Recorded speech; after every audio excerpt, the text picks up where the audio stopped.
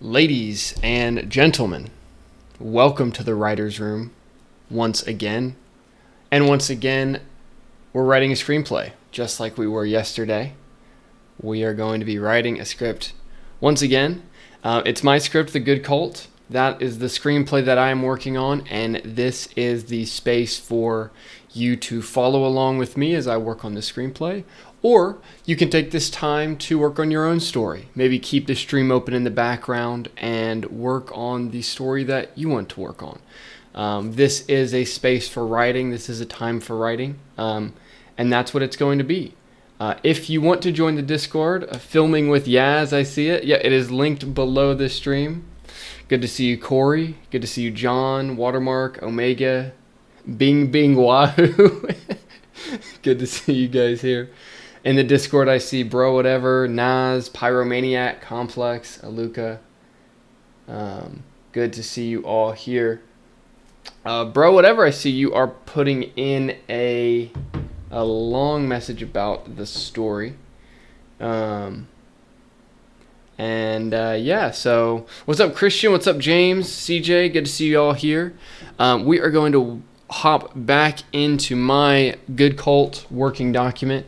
If you did not watch yesterday's stream, I highly recommend you take a look at the recording. The recording is on the YouTube channel, and I also put up a video of that recording as well because we had a little bit of some lag issues, but I think those have been cleared up for today.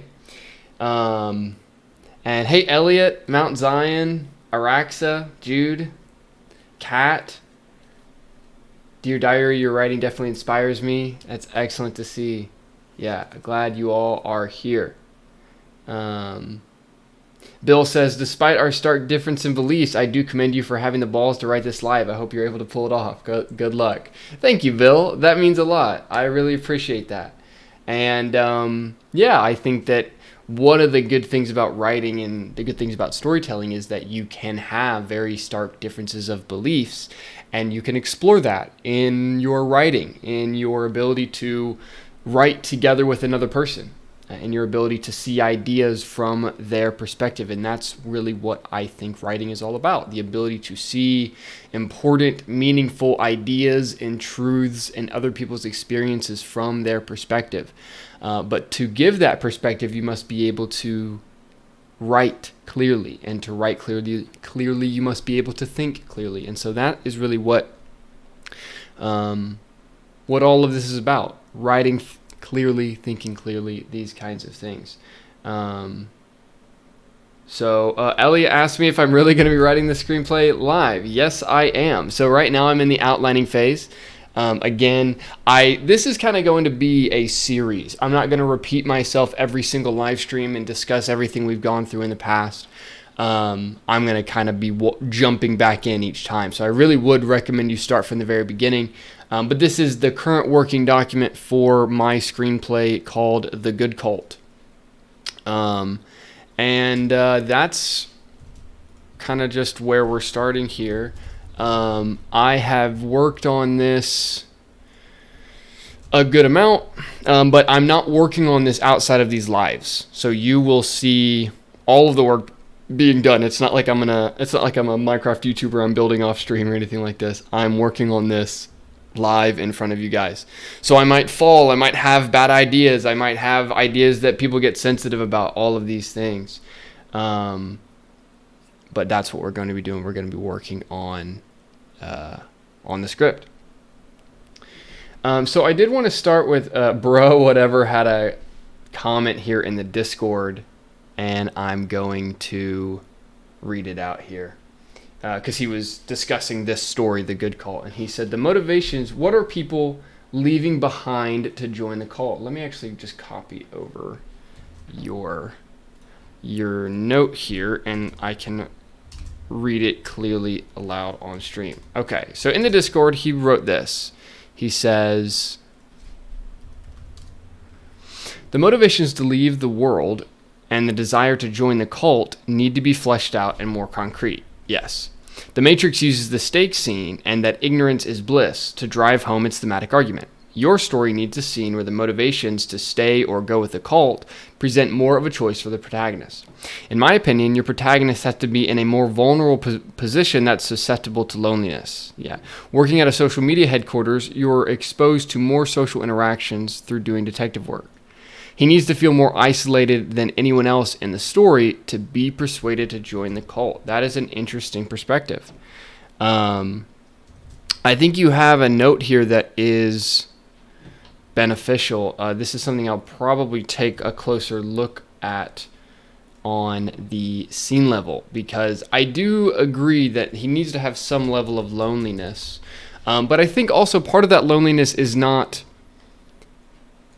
always a physical loneliness. Sometimes you can be surrounded by people, like you said, working at a social media company, and yet you can still be fundamentally alone because you are surrounded by people that do not share your beliefs at all. And when you're surrounded by people that don't share your beliefs at all, there is a natural loneliness to this.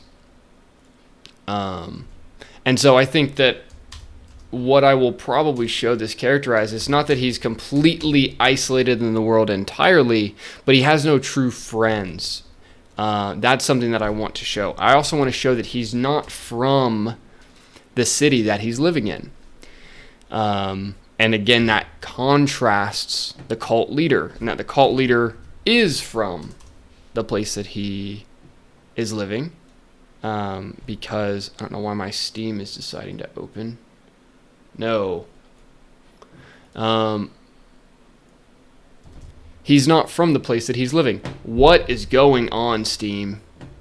You're about to get the uninstall.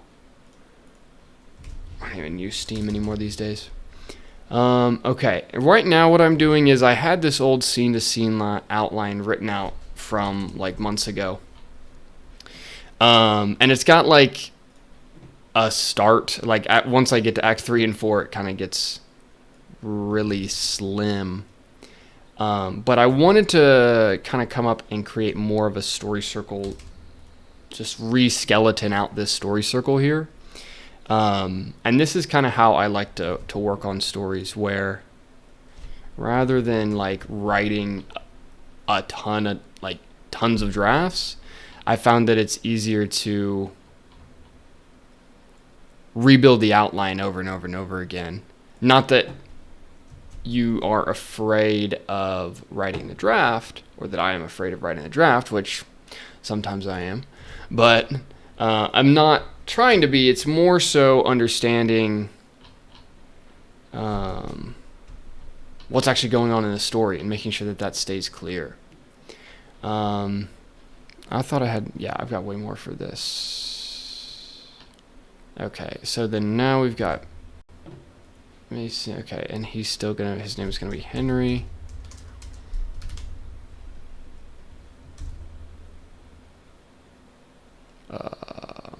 Act 2.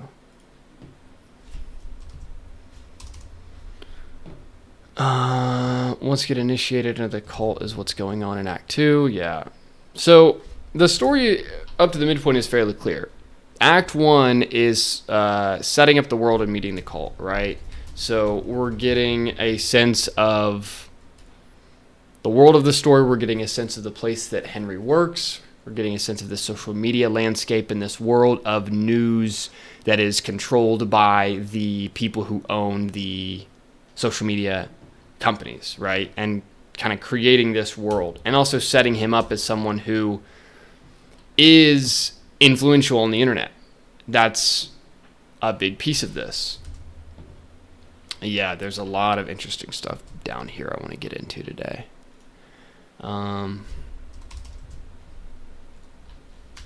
Another thing I've been thinking about as I've been trying to figure out like how exactly these are all going to go, is thinking about like when you watch a show, many times in that show, this is all Act 1, 2, okay. Okay, these are other potential beats. Okay. A lot of times when you're watching a show, there's this like fear of dead air, in the sense that I can't, the second I stop talking, like everyone is going to turn the stream off or whatnot. And that is not how I want this to feel. Because I feel like there's usually so much pressure to be constantly productive in every single moment. And that's something that I definitely put on myself. And I get this sense of if I'm not being productive every single moment, then I'm doing something wrong. And so I can't give myself any breaks. And if I give myself a second to breathe, then everyone will run away. Which is kind of just, my mind creating stories to bother me. With that being said, I want to be okay with dead air on these Let's Write a Script live streams. And I'm not going to be paying constant attention to chat every 3 seconds. I'll check in with you all and I'll see what you guys are talking about. Or ask for some ideas and these kinds of things. But I don't want to constantly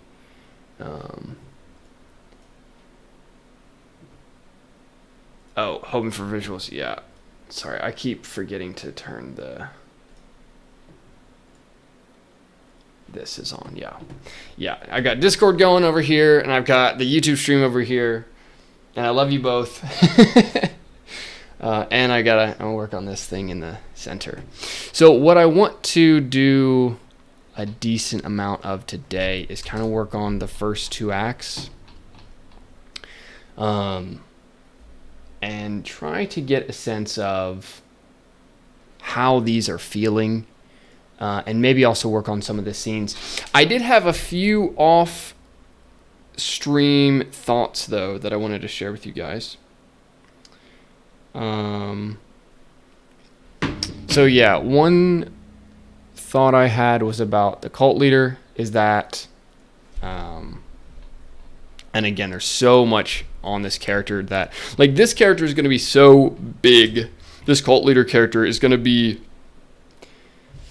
so larger than life, or so, I've mentioned the term religiosity. Like, he has this sense of kind of godlike energy, but he is a person. But he has a voice of power, and he has a whole energy of power, but not like an evil power, but of just of strength. And this is a character that, this character creating this human being that is the leader of this cult, I think is going to create the biggest challenge for me in the story, because I have to kind of create my own mentor here. I don't have a mentor in reality who holds this, the exact beliefs I'm placing into this character, but this character ends up being an amalgamation of certain figures and people I've listened to in different ways. And who I have found helpful. But yeah, the cult leader never goes into town. This is kind of a rule I want to set, and then, which probably until the midpoint happens, and then he does go in. Yeah, and then I had a note for my scenes in the beginning, where we have the citywide news. The beginning of the story is going to be, there's an opening scene where we have these dirt bikers from the woods come into town, and they do some sort of initiation ceremony. Like, they leave some sort of crop circle kind of thing. They leave a symbol in the fields, this sort of thing. They run from the police, and it creates a lot of hubbub in this town, and it becomes this big news story. And now that's how our social media news company kind of gets involved. And so from the very beginning, we have this kind of big opening scene here that really starts us off, and then we will have another the inciting incident down here will be different, where our character kind of realizes that the narrative about the cult is not true, is that there's something else going on here, and we have that direction. But what I want to do in the beginning is I want to set this character up as Henry is extremely pro system, right? Pro modern world. pro his company. Like he's a company man, right? He believes in this world. This is the reason that our big boss, which is going to be named Ephraim, currently is what his name is, decides to put him on the doing journalism for the cult. And so, with the intention to make this like hit piece about these crazies in the woods. That's kind of how I want him to feel. Hey Tim, good to see you. David.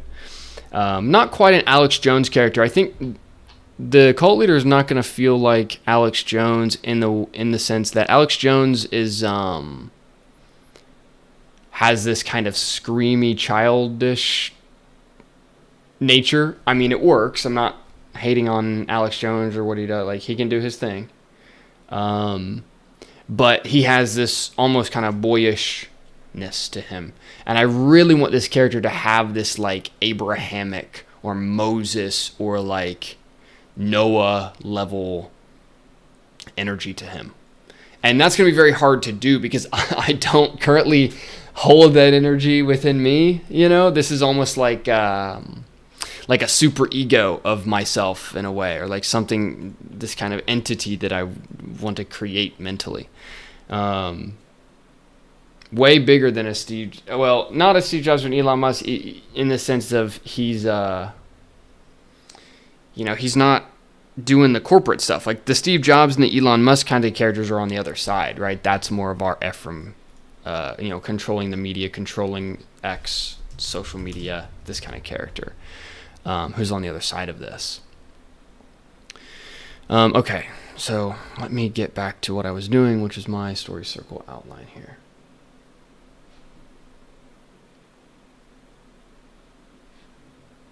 Coco is asking, the truth is supreme over all religion. So that was a statement I made. The truth is, So the truth is supreme over all religion. Coco is asking me what that means. That essentially means that just because you have an organization that exists, like the Catholic Church or Islam, or Judaism, or any of these things, just because you have a tradition, a religion is a tradition, a set of traditions, right? Religion is not necessarily the holder of truth as much as it is a continued repetitive system of tradition that many people fall into, right? Just because something is a religious tradition does not make it true. Sometimes that there can be overlap where religious tradition and truth are the same, but many times religious tradition is done for other reasons that are not based fundamentally on truth, but for another reason, such as power or cultural influence or, these other types of humiliation rituals and all sorts of other things. And so what this character believes in the story, this cult leader believes that truth is supreme over all religion. And so just because you have somebody in a robe say something doesn't actually mean it is true if it is not actually true, if it is not the truth. And so there is an objective truth. There is not just chaos. There are things that are true and there are things that are not true, right? The sky is above me. That is something that is true in reality, something that you can know for sure, not just a religious tradition. Now, many religious traditions point to deep truths, and there is a back and forth here. And so I'm not saying that all religious tradition is without truth, but you must understand that you must follow the truth and follow God, follow this highest ideal over people in robes who have done something a certain way for a long period of time, right? Because they are trying to have power over you in some way. Not necessarily lead you to the light, right? A true leader, a true mentor leads you to the light of truth, not into their religious traditions. There's a very big difference between the two. This is also what Nietzsche talks about in his book, Thus Spake Zarathustra. Because Zarathustra in Nietzsche's book is a character who wants to do that, right? Wants to find the truth, find out what's really going on. And then over the course of him doing that, he has this dilemma of people following him because he becomes their religious tradition. And he is trying to convince them not to follow him, but to follow the truth. And you get into this interesting, like, prophet's dilemma in a way, where the character who is seeking the truth ends up becoming followed. And then those people don't seek the truth as set by the example of that leader. They then make that new leader they create a traditional system around them. And so, yeah, faith over traditions is an interesting way to say that, Shade.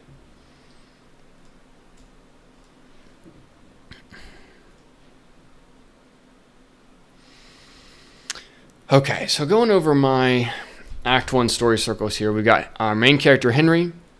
So Henry wants to do a story on the cult leader. So Henry is let's say, like, I'm going to say online influencer for, I'm going to say our X knockoff. I don't know what it is yet.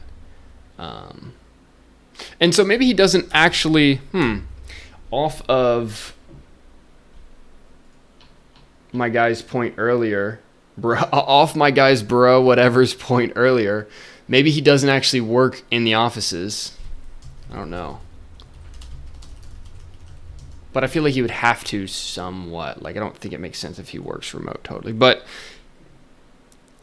he's an online influencer for an X knockoff, right? He's an online journalist. Like, think of like a modern day.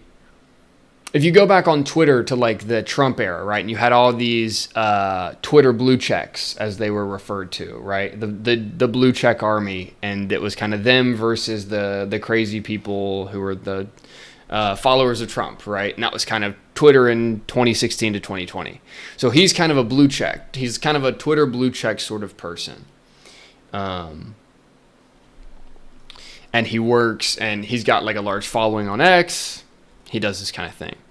So he wants to do a story on this cult leader, following the cult coming into the town, right? That kind of becomes, into the city, because it's going to be a bigger city. And so this cult leader has lived in the town a long time. Henry is new to this place.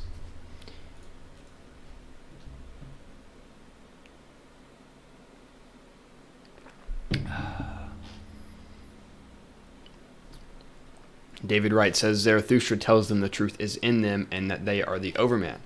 He is correct. And so then our inciting incident in Act 1 is that as Henry researches the cult, he finds that the cult isn't what the narrative says it is. So, essentially the narrative, so the online narrative is that the cult is a bunch of, like, let's say, satanic cannibal incels in the woods with dirt bikes. That's the view of that's the online narrative, is that they're these horrible, evil people, that you can't know anything about them.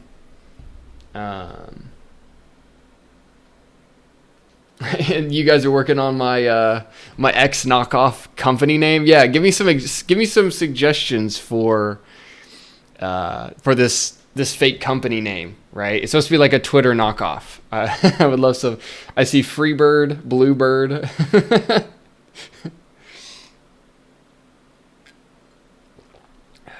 Yeah, X is such a bad name, Coco. I don't understand why. I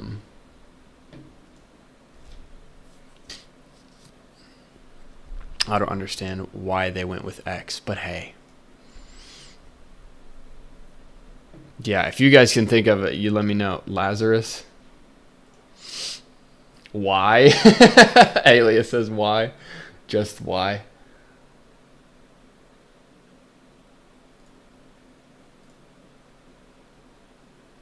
Yeah, just call it why.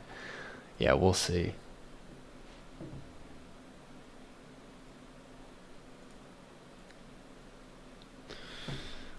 Why? Maybe make it I or something. Like EYE or just I.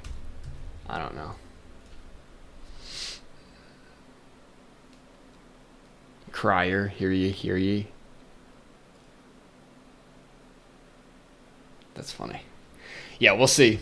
I kind of like I or I don't know.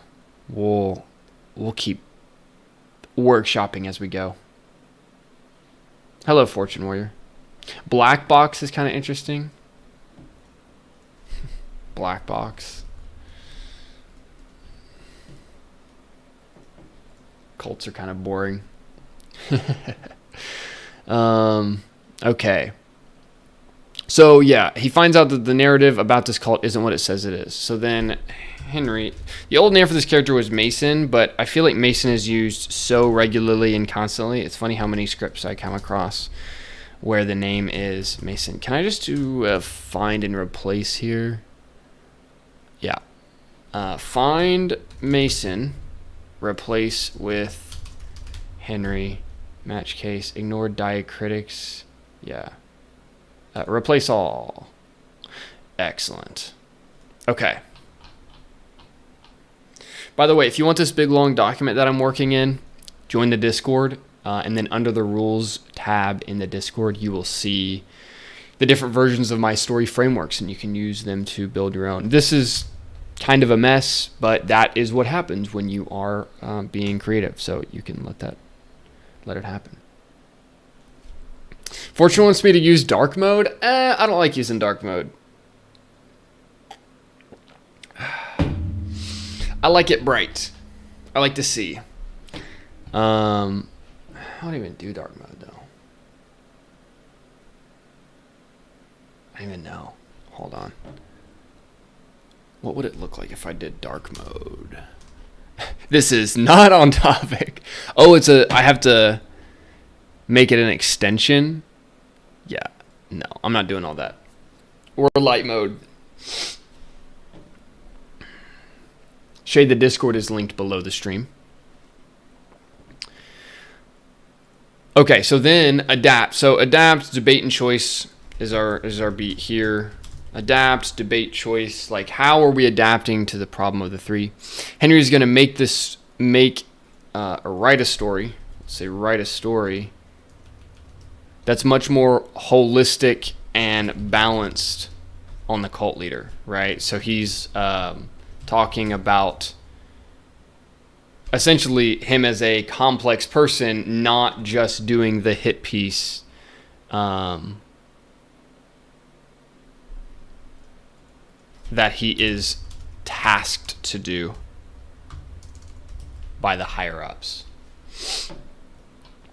And so then he posts a story on Twitter, or our X knockoff, right? He posts a story on the internet to his audience. And this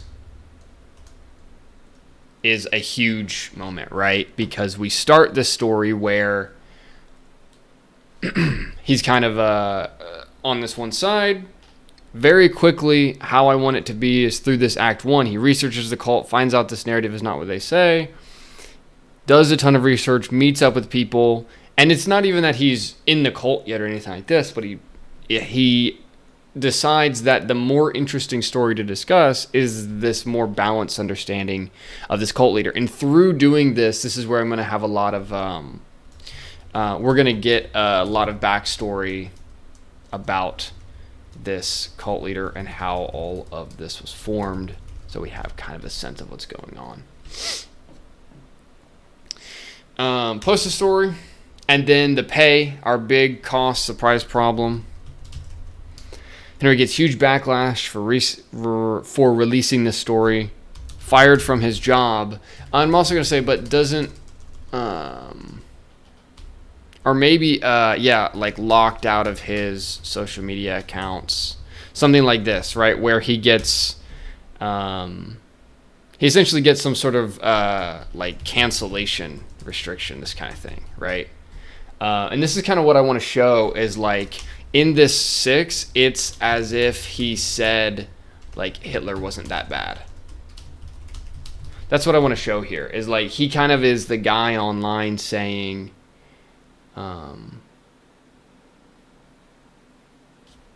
like, hey, these people aren't that bad. There's a more holistic story here, and because of that, and because the dominant narrative is so against this cult, then he gets kind of his own cancellation here, right? He gets locked out of his social media accounts, he gets them frozen, these sorts of things.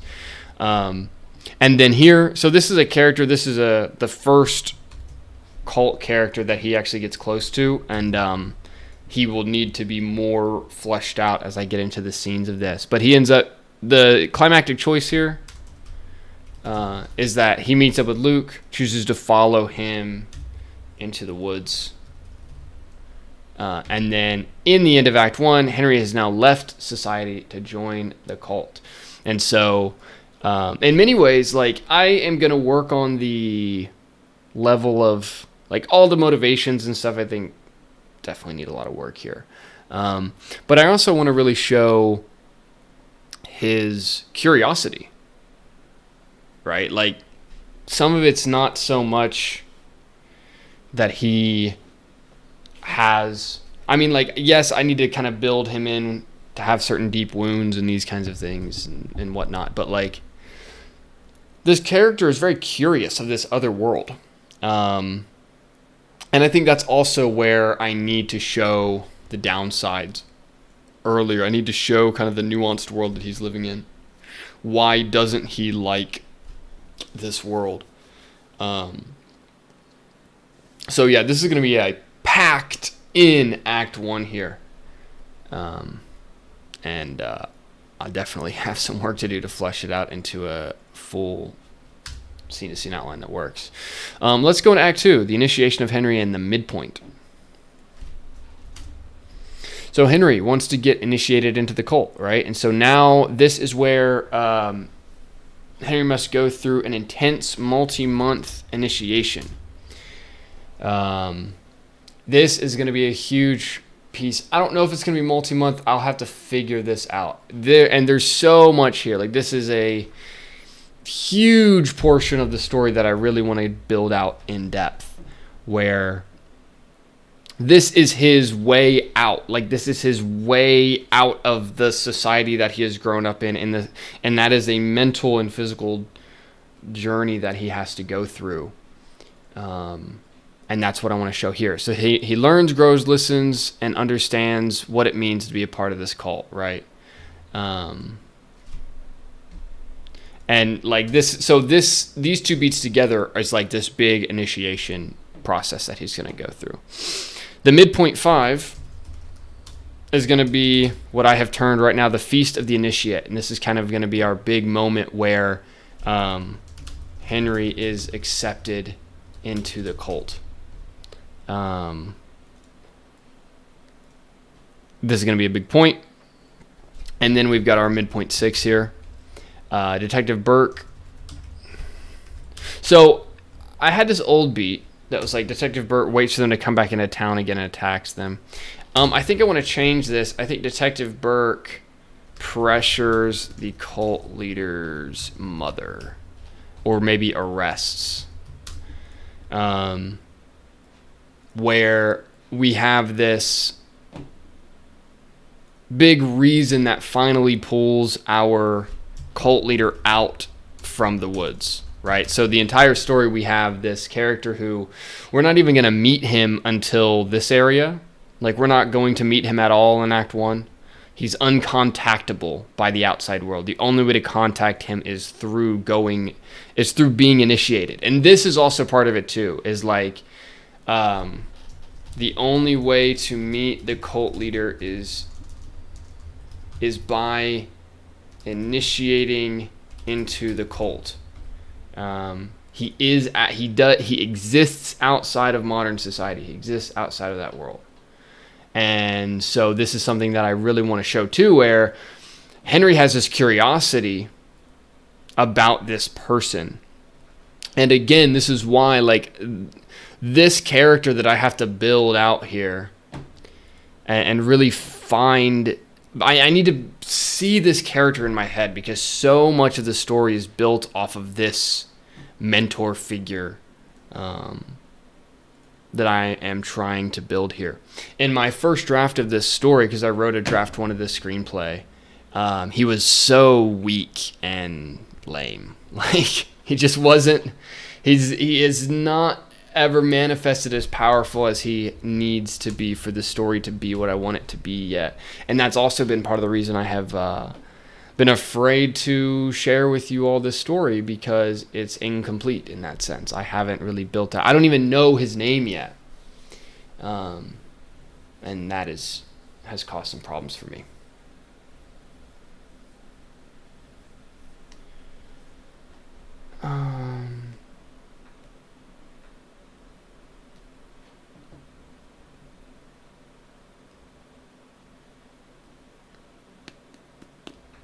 Okay. But yeah, and so then the midpoint 7 is, so this is the actual choice here. I'm not sure yet. But this is the beat here, and I'll leave it at that for now. Where we have the cult leader dies at our midpoint, our climactic midpoint. Henry must gather the cult members and escape the area, and the cult is now leaderless and shattered. And I also think, like, some members are arrested here. The cult is believed to be ended at this point. In the sense of it is no longer powerful. Okay, initiated, finally initiated, mirror in the opening scene. Yeah, so I had this kind of idea. I'll leave this up here. Of, like, maybe we mirror, like, we have this scene here. Where did I have it? I had it down here in the scene-to-scene outline. So this first scene where the cult does this initiation ceremony. I don't know if this is going to be an initiation ceremony or not. I'm trying to decide.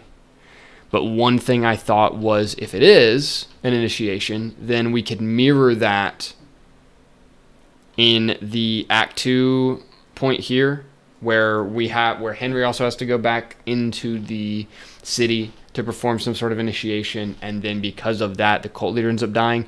But I don't know if that works. I think it makes more sense that Detective Burke, our antagonist, or one of our antagonists, he pulls a move. He is pressured by, and I also think, like, pressured by the corpos. Detective Burke, or not even the corporate. I guess it would just be like, the international boss, right? Pressured by Ephraim, Detective Burke arrests the cult leader's mother. And then we have this problem, and that is what pulls him out. And then they end up dying. Cult is now leaderless and shattered. Some members are arrested. Cult is believed to be ended at this point, from the perspective of the police.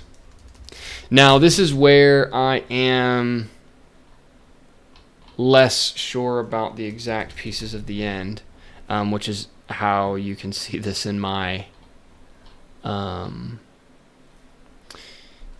scene to scene. I've got some of my ending. I know how I want this movie to end. So how it ends. Spoiler alert, but this is a writer's room. This is not.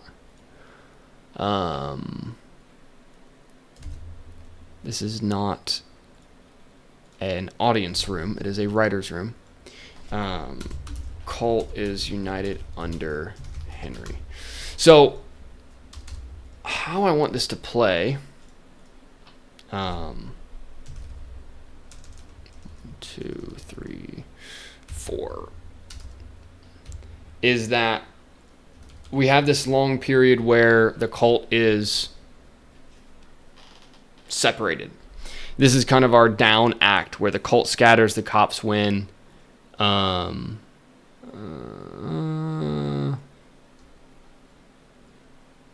I don't think any of that works. And then I know the end where the cult is going to be reunited under Henry.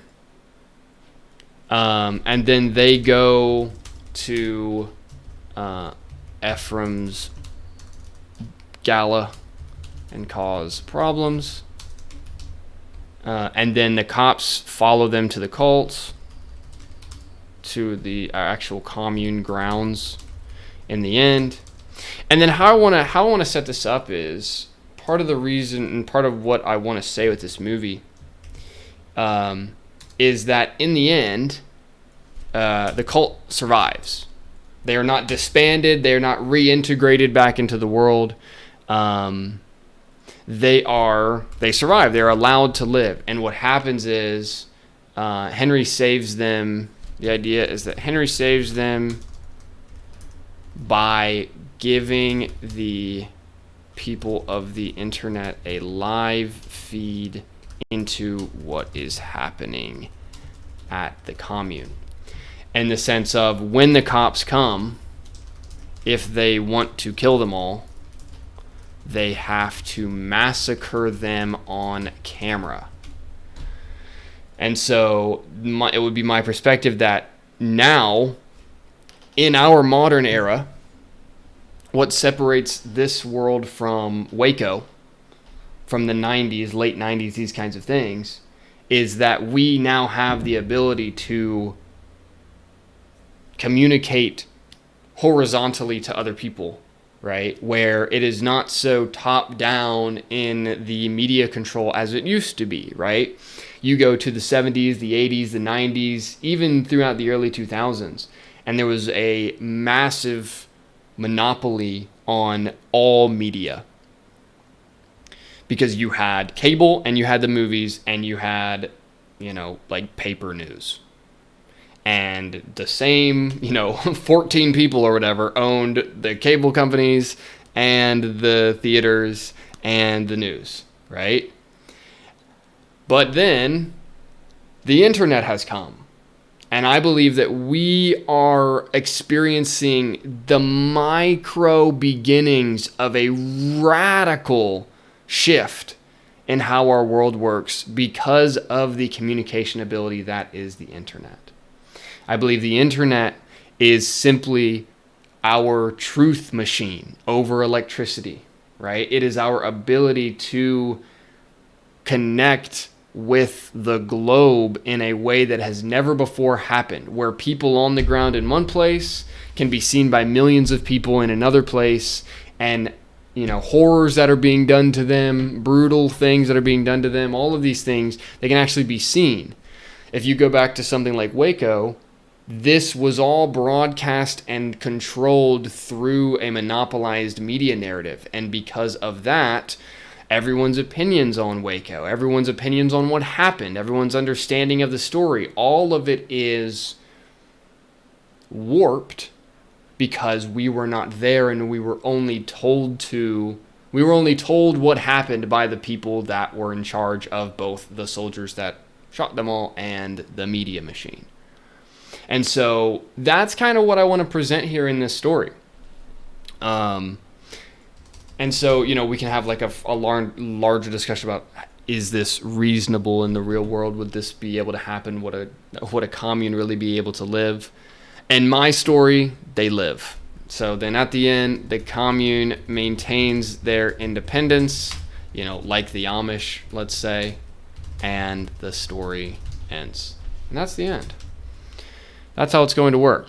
I know the least Act 3 and the beginning of Act 4. I have big gaps in who my characters are, in the sense that I don't even know my mentor's name yet for the story. I don't know the cult leader name. So there is much to be done. That is for sure. Where'd this go? Okay. But that is how it's looking. I see some stuff. Okay. Coco is throwing a ton of ideas in the chat here. He says the place would be better as an isolated place to show the distant separation from the modern world. Yes, that's what I want to show. I want to show Coco. This is what I'll just put on the screen so you guys can see. This is what Coco said in the chat.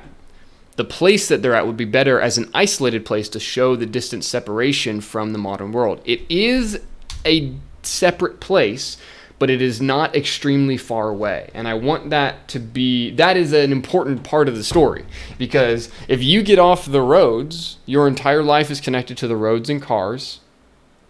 If you get off the roads, it is surprising how quickly raw nature is there. Right? Most of the world today, even with all the craziness and everything that's gone on, most of the world today is still raw nature, right? Still just earth. And even outside of our bubble, that is the case. So yeah, you want to know about their social structure? Yes. Roles and duties, practice of their faith, punishment and rewards. All of these things I've got to figure out. Yes. Power struggles, disagreements. Yes. All this I got to figure out.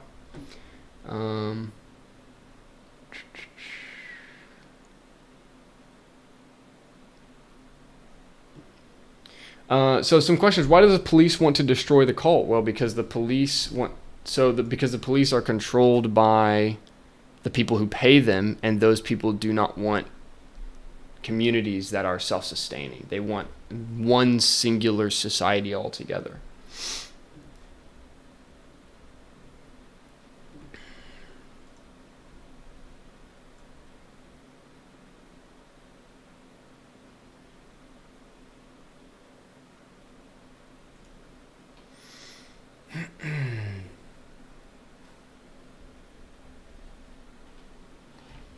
David Wright says, most people thought that Davidians were abusing children. That's definitely the narrative. That was what was said about them. Maybe that was true. I'm not saying they were perfect people or that they were God's holy children or something like this. But they were massacred by the government, right? Like, that's what happened to them. Even if they were, they weren't tried in a court of law. Most people thought they might have been doing things. That means nothing.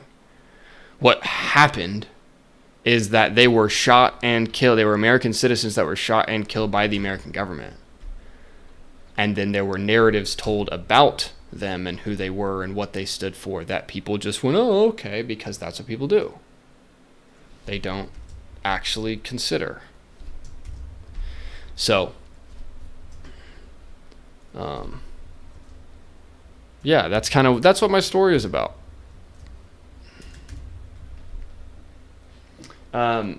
Complex, you're asking, how about the cult lives in RVs? No. That's an interesting idea, though. Maybe. Could they live in RVs? Well, I don't want them to live in moving vehicles. Like, I want them to be in one place. Yeah. But yeah, I think on my structural zone, I'll need to get here before I actually know what's going on in this act. But I want to...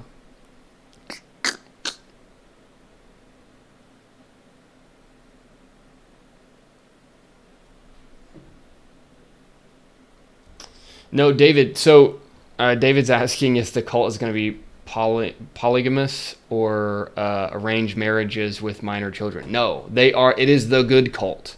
That's the thing. They are the good cult.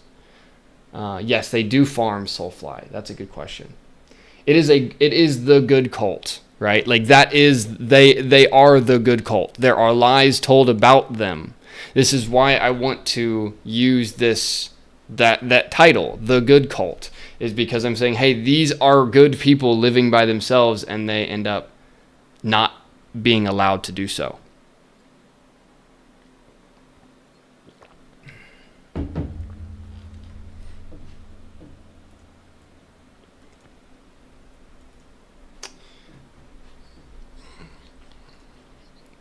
Okay, so I want to get into probably some more elements of this concept here. We talked about the initiation ceremony and stuff, but I think, who was it? Coco brought up some good ideas that I want to throw down.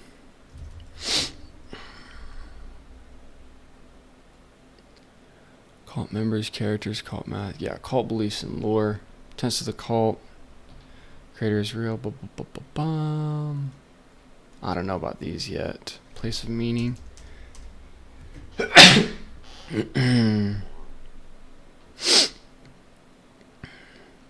the initiation is going to be fasting.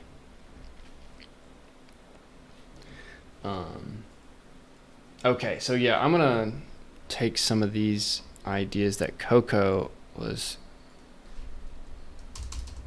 writing in.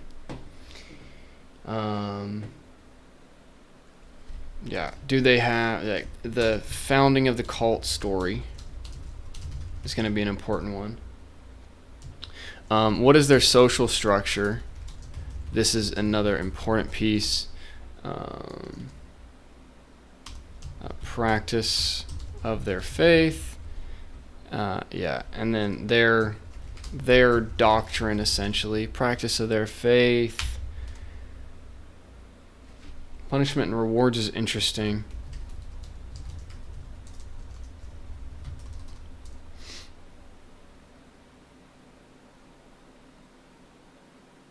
There won't be escape attempts because it's not that kind of community. How they educate their children. Yeah, that's interesting. That's going to be an important point.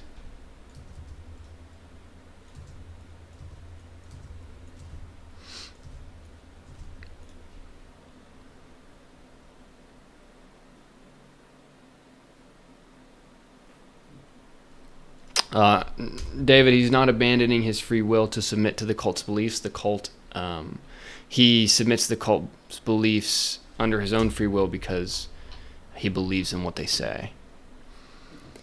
Okay, how do I want to organize this out? Initiation ceremony, cult beliefs and lore. Yeah, core tenets of the cult. You gotta figure that stuff out.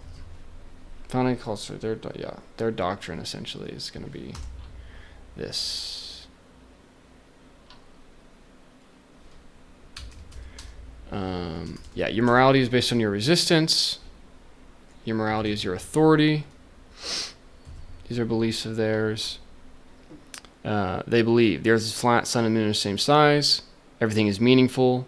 As there is sun and moon and night and day and man and woman, all things exist in a meaningful duality. To remove yourself from the comfortable world, you must be tested. These are good.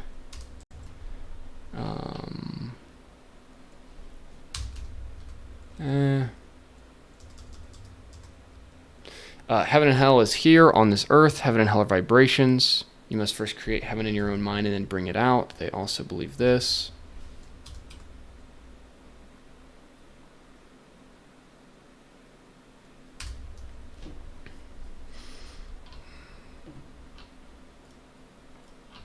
Operate on time. God's time clock is an interesting thing I had worked on before, which is like they don't use clocks.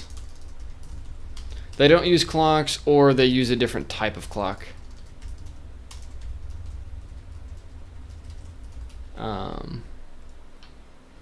Also, they use a different type of calendar.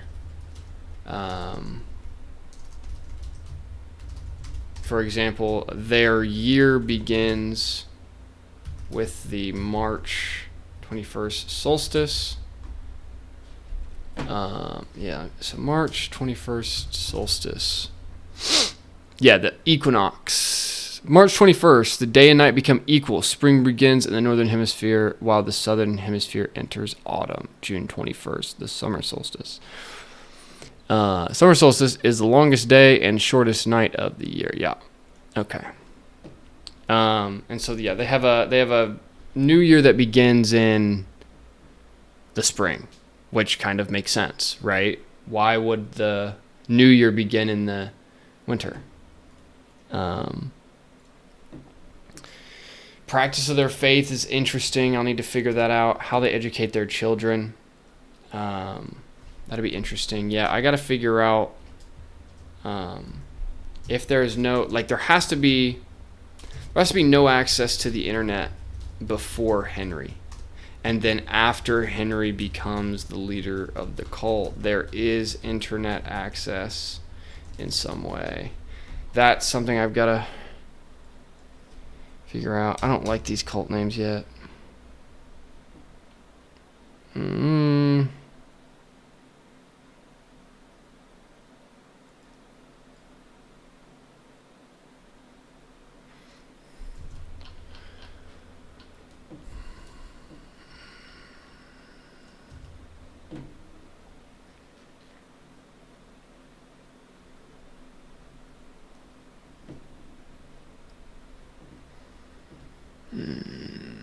Where was I at?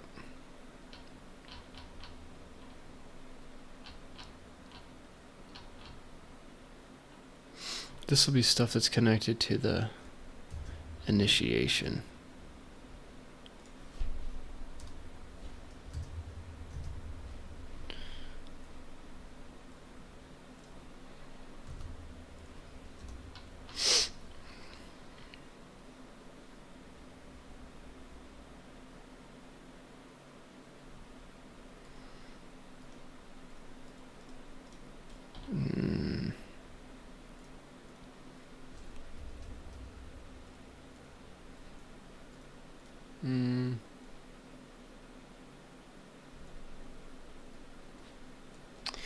I'm not sure about this stuff yet, because I know I want the cult to not eat meat. That's another thing that they are going to do. They do not eat meat.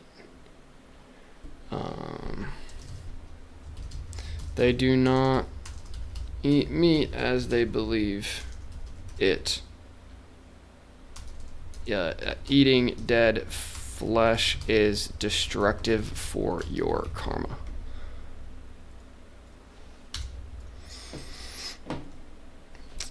Practice their faith. I think it needs to be some sort of like morning ritual for sure.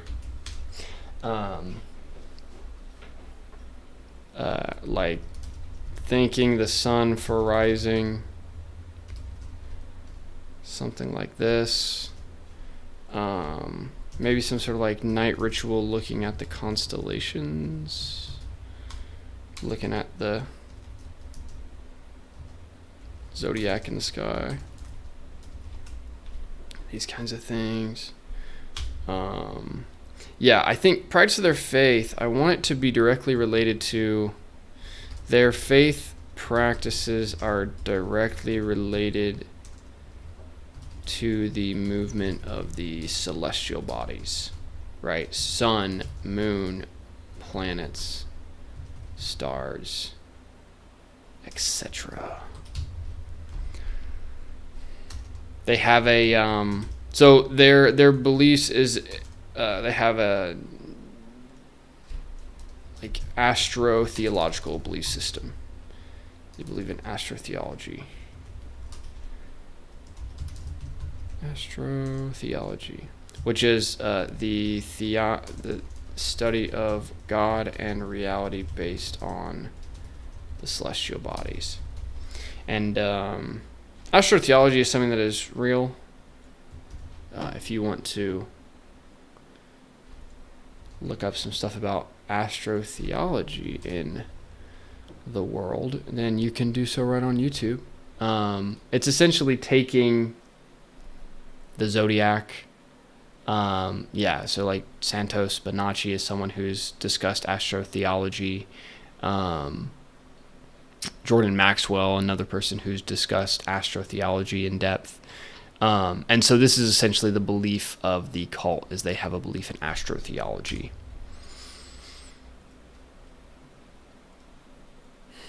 And the study of important stories. Corey says, I love astro-theology. Heck yeah, dude. That's great. They also believe in the the chrism, or the Christ oil, which is something I'll talk more about later on. Your morality is based on your resistance. Yes. Robbie is resisting wrath. Luke is resisting sloth. Let's see. Your morality is your authority. Yes. Whoops.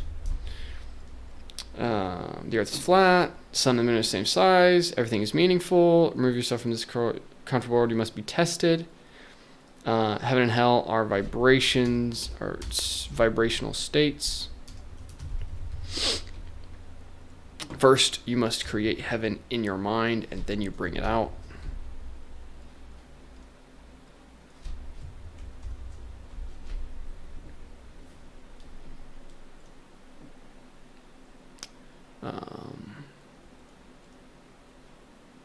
Yeah, I gotta figure this out. This isn't really doctrine, though. This is more social structure. Yeah,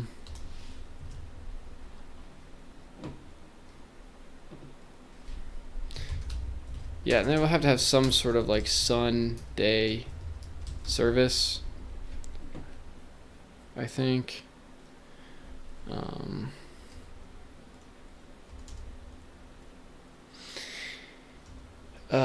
There's also a method, I don't know, let's see, Montessori method of teaching children.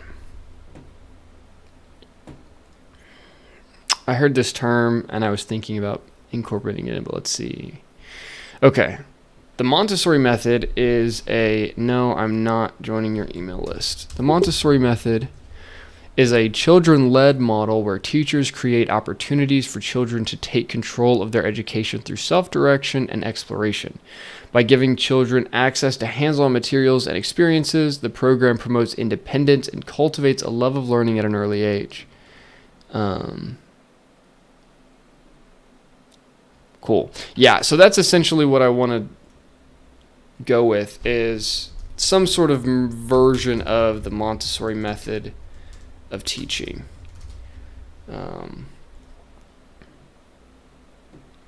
Hi, Smokey. Good to see you. David Wright says, Astro-theology is generally polytheist and hierarchical. Yes, correct.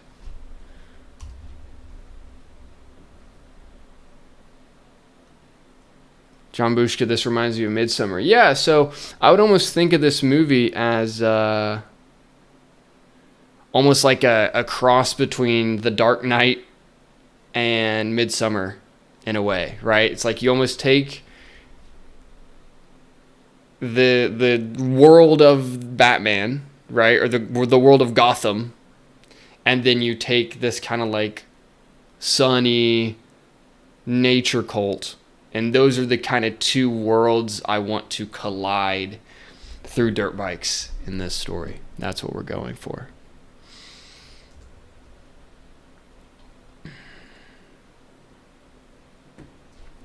Okay, what is all this mess here? Things that connect the cult to the normal world. Yeah. All that I'll have to figure out. It is not all men. That was an old idea.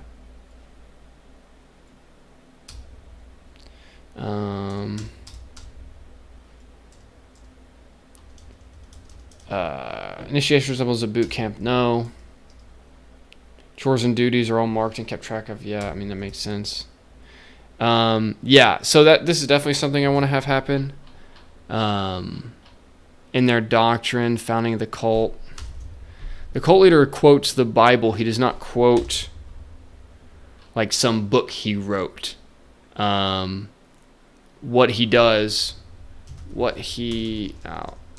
Maybe this is even supposed to be like under here, this character. He quotes the Bible, and he explains the hidden meaning behind the parables and stories within the Bible. He quotes many scriptures. He knows the book well.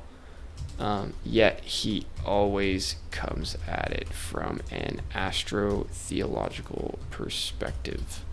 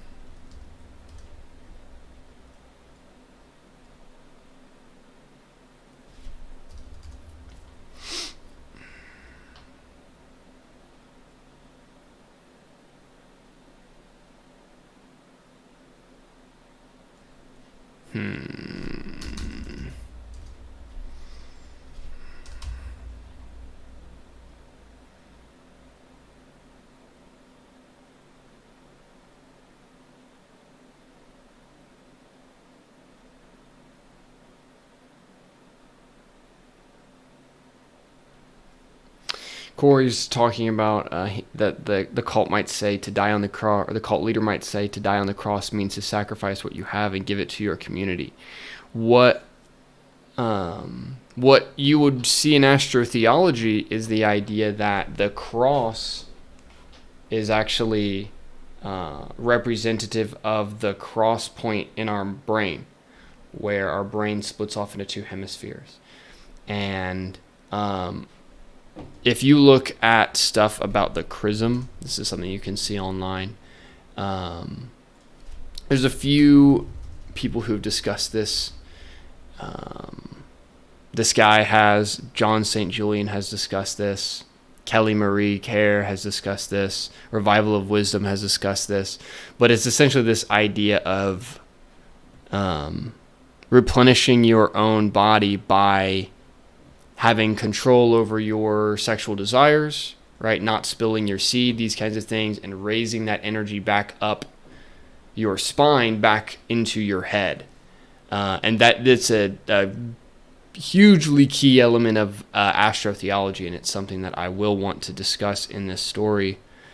And maybe this concept stuff just goes above as well.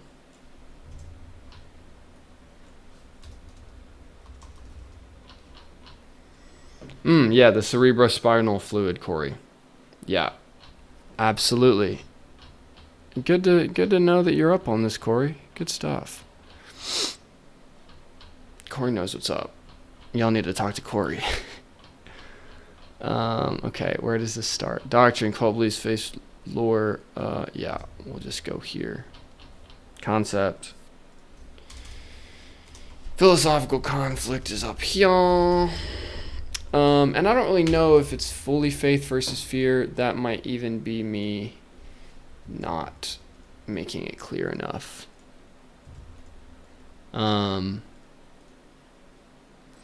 It's definitely this sort of stuff. Nihilism, Luciferian comfort versus the cult world. It's communal meaning, hardship, self-reliance. Self-reliance, Luciferian comfort, isolation, dependency. That's kind of what I want to show here, is kind of these two worlds in reality. And we're all kind of stuck in this one today. We are stuck in a world where like the Kundalini, exactly right, Soulfly. This is kind of the world that many can find themselves in today, where they're in a place of comfort, yet they are isolated, yet they are dependent, yet they do not own anything, yet they do not have skills, they do not have ambition, they do not have culture, they do not have family. All of these things are not in their present reality. They are separate from them. And a lot of our world has worked this way for kind of a long time.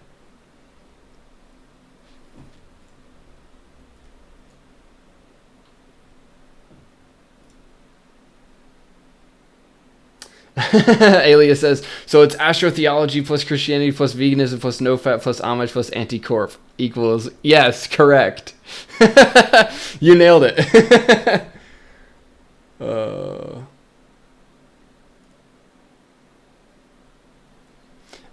Complex A says, I have a feeling Tyler got lost in over-detailing. Yeah, I'm kind of running all over the place because... right now it kind of feels that way in the story. There's so much that there's a lot here that I want to think through, but it might just make a lot of sense to get into the scene outline here pretty soon. Founding of the cult, though, I have the founding of the cult is going to be with this character. So the cult leader backstory I need to figure out. But he gets disowned. He's a convicted felon. Like he is unable, back, let's say when he's, like 40 or so, he is unable to participate in the corporate American universe anymore. That is what happens to him. And therefore, he then goes and has to do his own thing.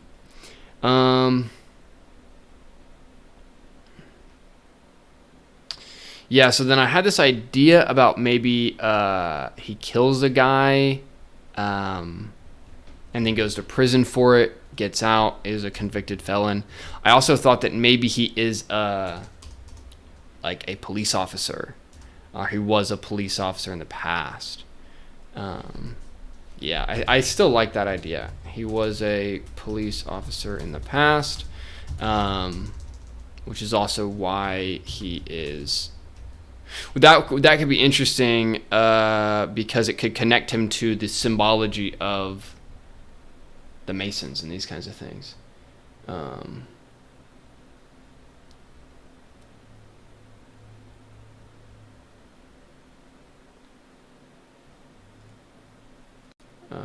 are you saying?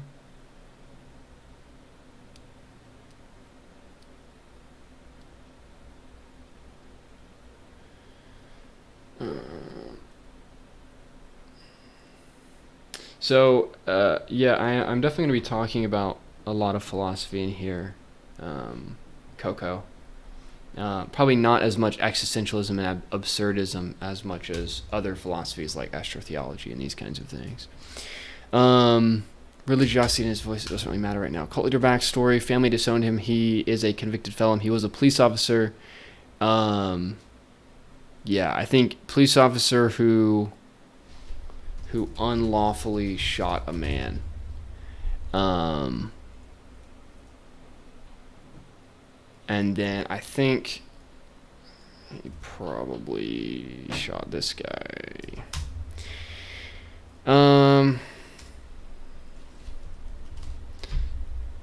Right now I have him shooting a black man specifically. But we'll see if that ends up staying the case. But this guy is a criminal, but in his anger, in his wrath, he kills this criminal. And then it becomes a huge news story.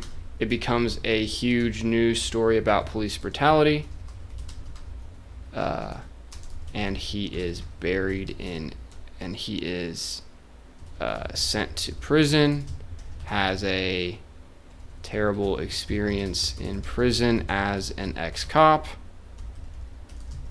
gets out of prison, I'm thinking like 15 years later, with no cop connections, and is a convicted felon.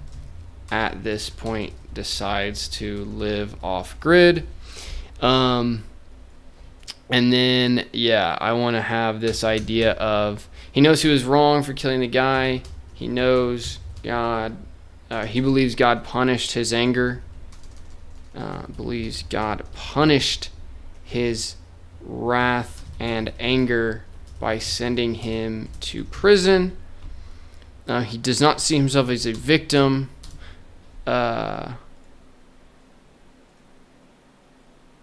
Of the modern world.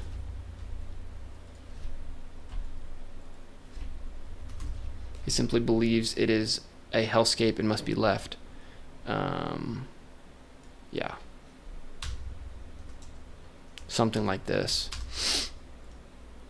And then before that, he was I think, renowned local cop,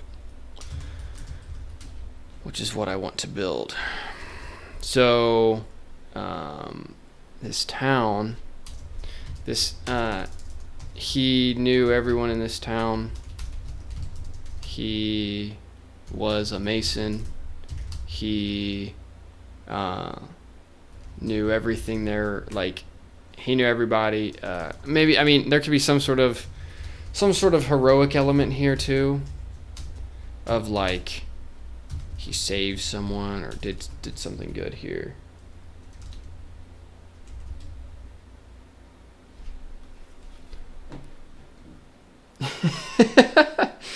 You guys are being funny in the Discord.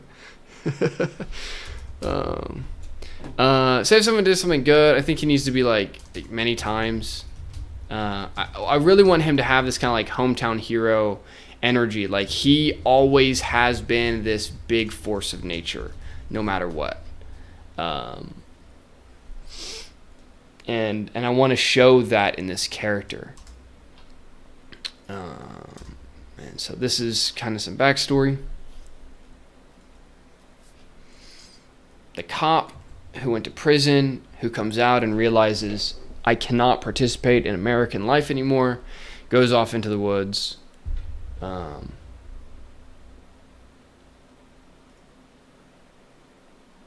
goes this way.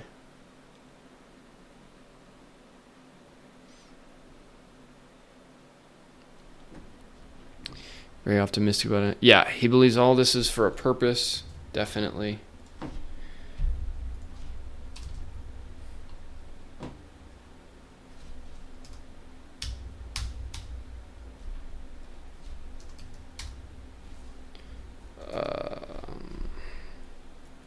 Yeah, he's definitely going to have a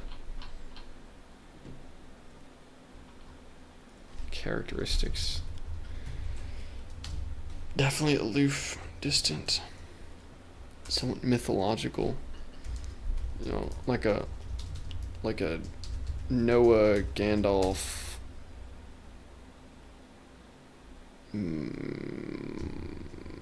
What's another one? Godfather almost feeling.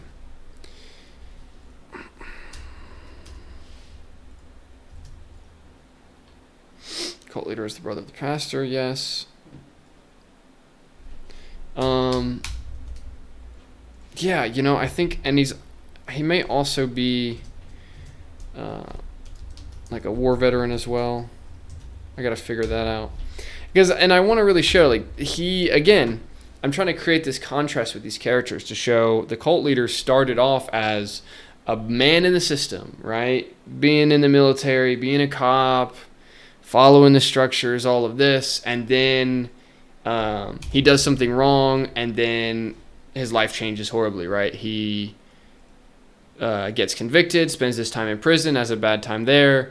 When he leaves, he cannot integrate back into the system, so he decides to go off grid, decides to start his community. In prison, and I want to have in prison, he spends most of his time reading about theology, praying, and learning the true scientific nature of the stars, which is astrology.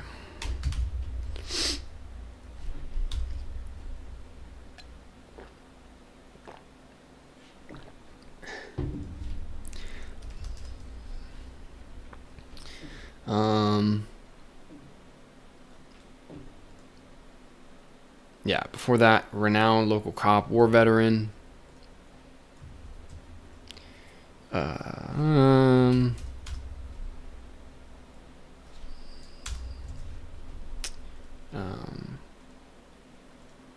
Yeah, and I mean, I don't know how much I want to talk about this, but like, absolutely we need to show that he is involved, involved in local level secret societies.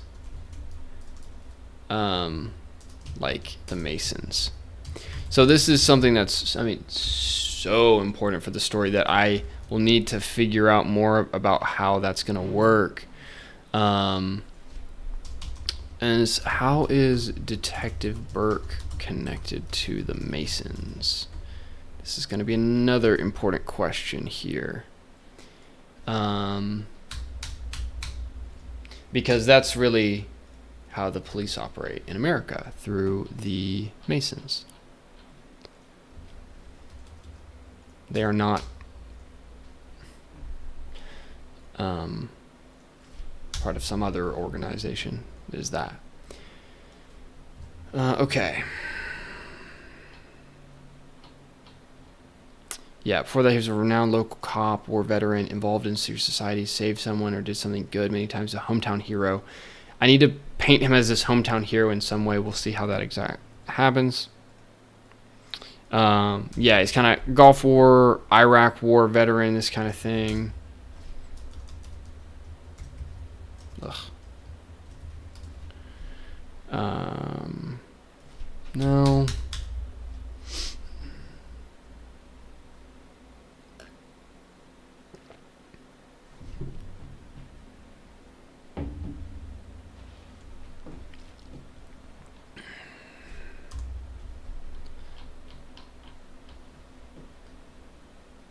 Yeah, so that's a decent start. I think I'm gonna name this guy Owen for now. Owen is gonna be his name.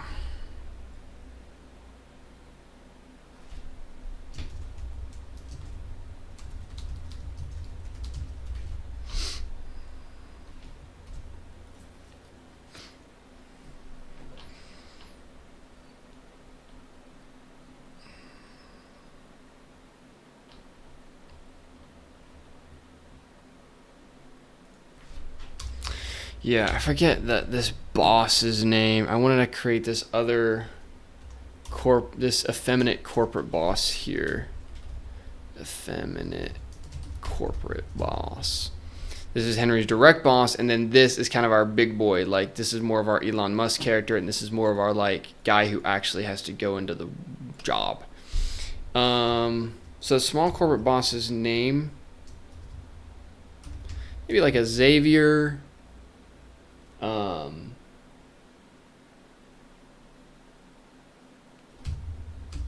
Like a Brian. It's always Xavier. Julio Santiago. Julio.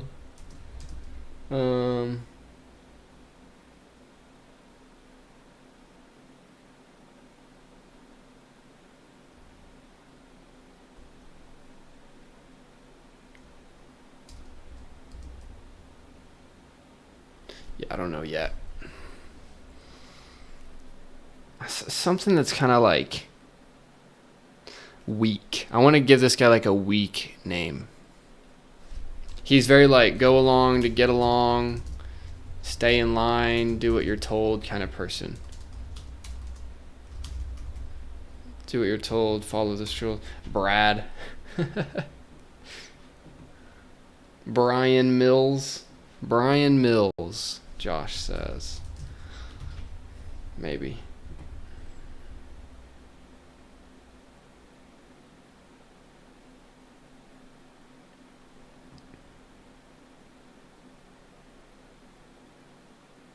Milk toast. Yeah, maybe like a Brian. Brian's a decent name.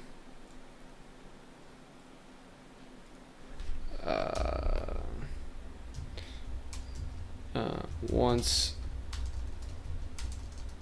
oversight on everything Henry does, but has little ideas of his own. Alexander, Jerry. Jerry's pretty good. Alexander, I like that name. Benjamin, Samuel.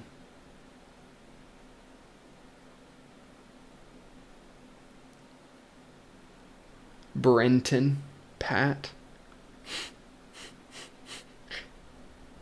Brenton. Brenton is pretty good. Boofer. Brian Milquetoast. Brian Milquetoast is funny. Is that a last name? Let's see. Milquetoast last name. Milquetoast with a Q-U-E is a real last name. Casper Milquetoast is a fictional character created by H.T. Webster for his comic strip The Timid Soul. Webster described Caspar Milquetoast as the man who speaks softly and gets hit with a big stick. The character's name is derived from a bland and fairly inoffensive food. Yeah, I got that. In which light and easy to digest is... Okay, so we're stealing this from H.T. Webster. We are using his name. I think we're going to go with that. We're going to go with Brian Milquetoast. Like that. Dexter Milquetoast. Yeah, that's pretty good. Thank you, H.T. Webster.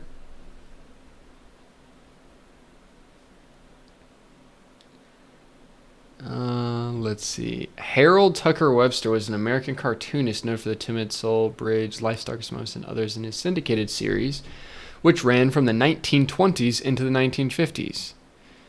Because he disliked his given name, his readers knew him as H.T. Webster, and his signature was simply Webster.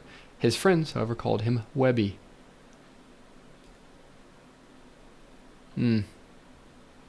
Interesting.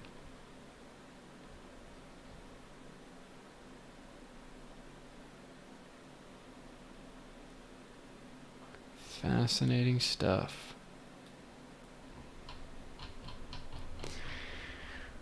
All right. Yeah, we're definitely going with that. Brian Milquetoast.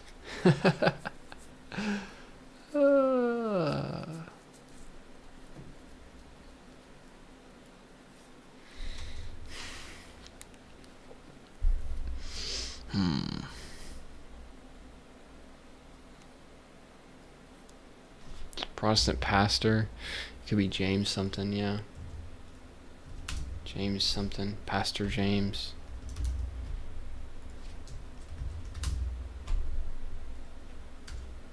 What was King James's last name? King James' last name.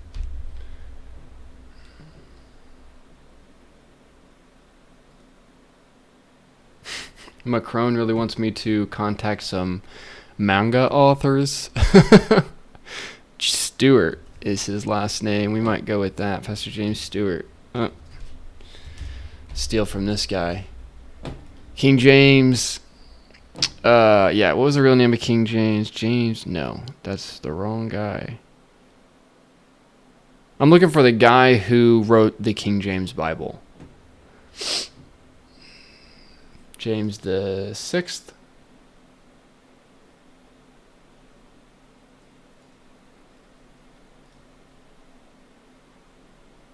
Okay, I want to see King James. There's no... Okay, wait. Here we go. He sponsored the translation of the Bible into English, later named after him, the Authorized King James Version, and wrote blah, blah, blah. Okay, so this is the right guy. James Charles Stewart. So we'll go with that for our pastor name.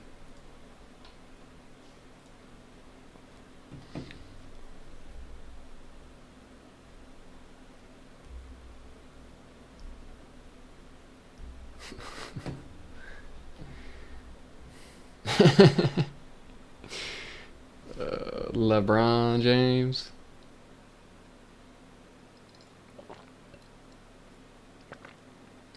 If I knew someone with the name Milquetoast, I would definitely think I'm in the Matrix. Oh, that's funny. Yeah, I think we're still keeping. We're keeping that. That's the name. Ephraim. I don't know what his last name's gonna be, but I like his first name a lot. And then yeah, we're gonna go Owen for now on the cult leader first name. I think it's really good. Okay, so I'm gonna take what I've got, and I'm gonna just say, okay, new working outline. I'm gonna start from this point here and just try to beat out some of the pieces of the story as much as I can.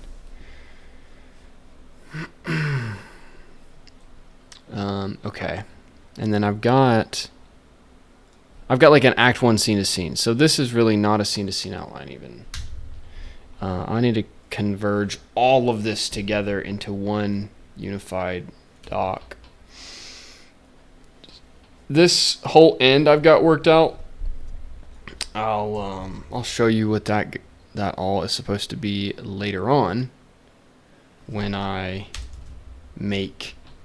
I've got it like I want it connected to this Rolling Loud set that Playboy Cardi did in 2022, and I want it musically connected to that flow. But I really don't need this Act 4 stuff down here. Okay, this I don't need either. This I don't need. Feast of the Initiate, I've worked all this into the earlier stuff. Okay. So this is going to be important. The initiation. Yeah.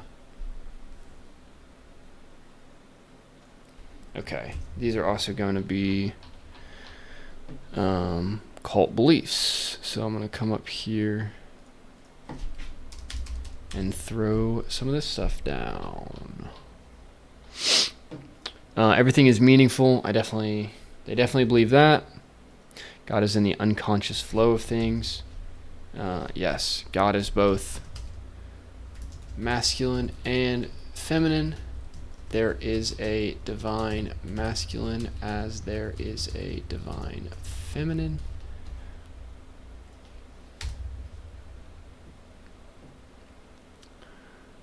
We perceive life as boxes we control: work, family, leisure. These boxes are illusion, and if you walk in truth, you walk in the light of God. Yes. Illusions like money keep you bound. Yes. Keep you bound to the machine, really. And this is a begin. So this is actually some dialogue I was trying to write even for this. Is that you only control one thing. The philosophical conflict is about grabbing attention, steering attention, resisting placing your attention on things that are not above. The cult is about placing your attention on that which is true, helpful, and beautiful. Yes. So this is even up here. So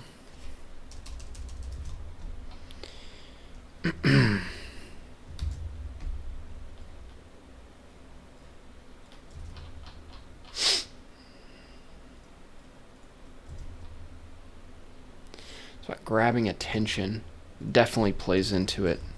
Because that's what we have control over, right? We have control over our attention and nothing else. You have one fundamental lever in your awareness of physical reality. That is your attention. Whatever your attention is on, energy flows that way.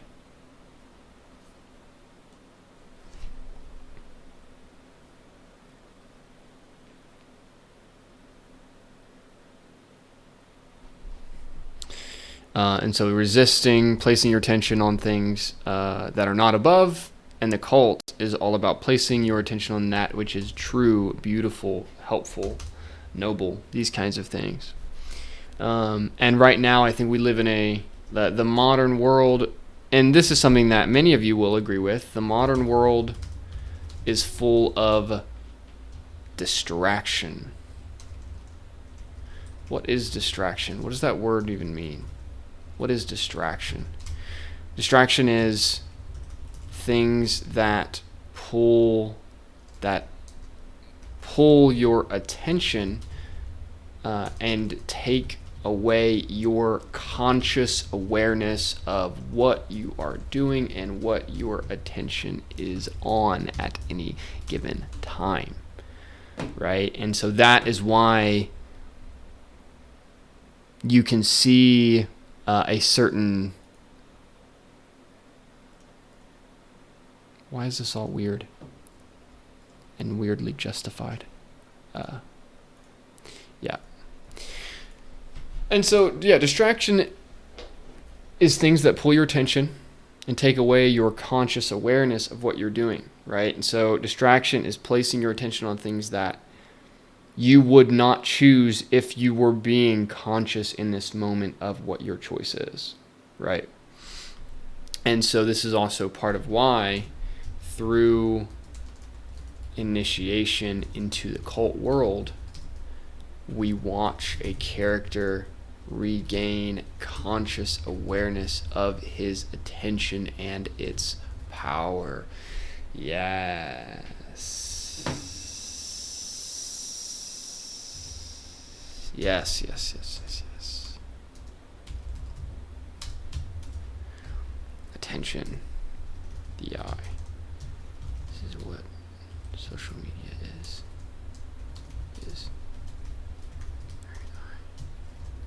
The great eye of our collective consciousness. We must wield this great eye for the benefit of humanity, but we cannot wield the great eye of the internet without first wielding and controlling our own eye, aka our own attention. Yes.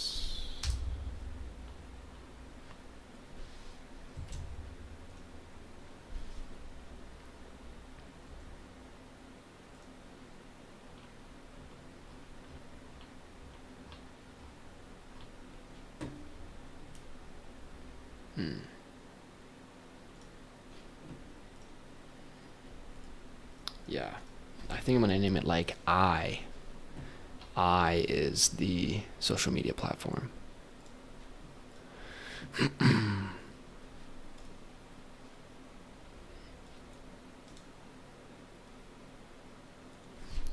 It's what the internet. This is what the internet is, not what social media is. This is what the internet is. It is the great eye of our collective consciousness. We must wield this great eye for the benefit of humanity, but we cannot wield the great eye of the internet without first wielding and controlling our own eye, aka our own attention. Let's say our own eye. I. Our own self. Our self.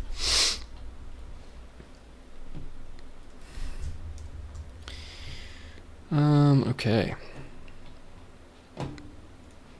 So yeah, and then I had these story circles. Henry wants something meaningful.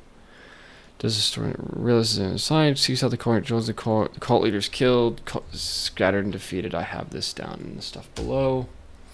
He seeks to expose Burke. Yes. Okay. Interesting. Hold on. Henry seeks to expose Burke. Burke is exposed and disgraced. Cult is found. Interesting. Okay. It doesn't matter, and the cult is found because they go against Burke to expose him. Henry fights off everyone in the narrative for the truth and saves the cult.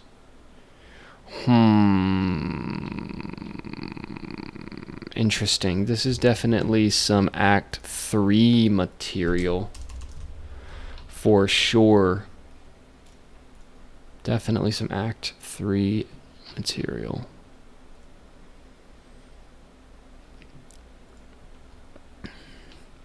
What else do I have in here? And then this stuff, I already know. And then Good Cult Story 1. Henry wants to make a story on a local cult, realizes the cult leader is not who he is portrayed as, seeks out the cult members and chooses to join, integrates into the cult and goes through the initiation. In his final initiation, the cult leader is killed by Detective Burke, who is waiting for him. The cult scatters and hides. The cult leader is now dead. Yes, this is the first half. First half really is fairly solid here. Now, Henry wants to get revenge on Burke for killing the cult leader. The cult is totally destroyed from the cult leader's death. Everyone is in sin. Henry must defeat his own sin and rally the troops for a plan to expose Burke with footage from his old workplace. Maybe something like that, we'll see. This would make sense, though, if it is a surveillance plus internet social media, which is, I think that could work. Henry and the gang breaks into the workplace, gets files, exposes Burke to the media and public. Burke goes down, but it doesn't matter. Now that they meddled, authorities find the cult, and then, yeah. Definitely he saves the cult. I know how they save it.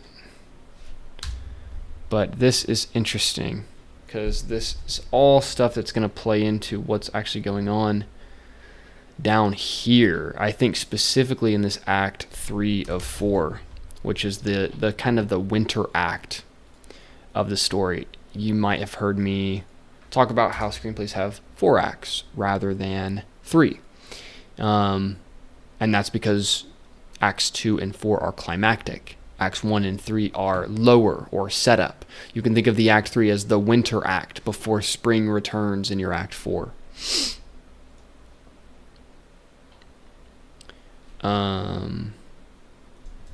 Yeah, I definitely see this here. Burke goes down. I don't know if that's going to happen. Maybe he does.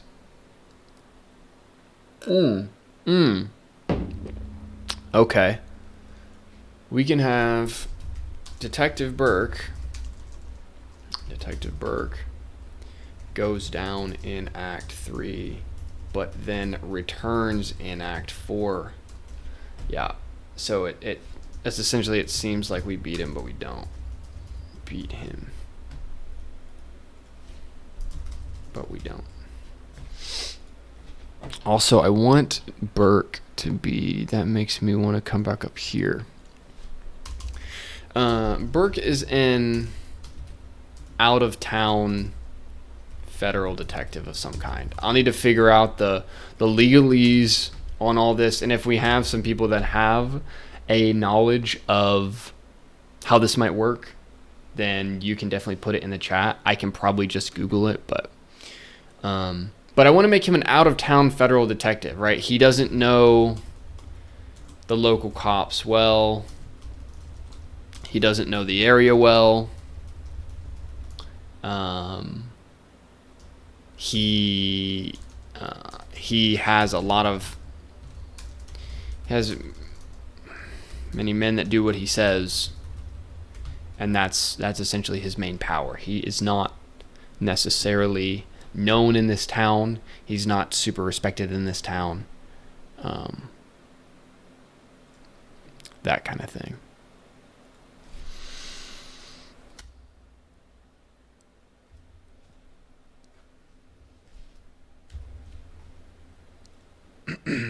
Okay.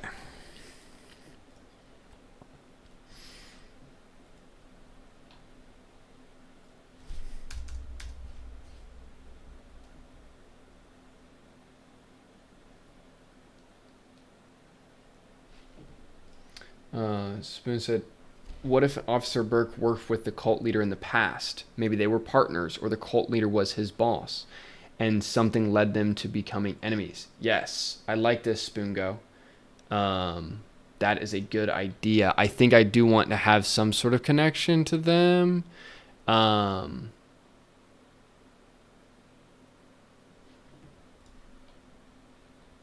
Yeah, which is interesting.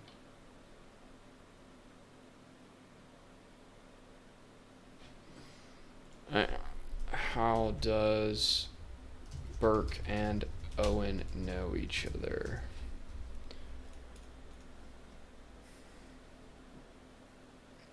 Mr. White, this live stream will be recorded and available for rewatch later.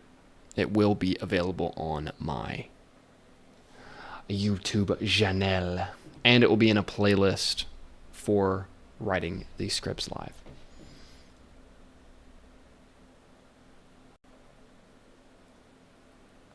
But yeah, great note here, Spoongo. I think that's very helpful. I appreciate it.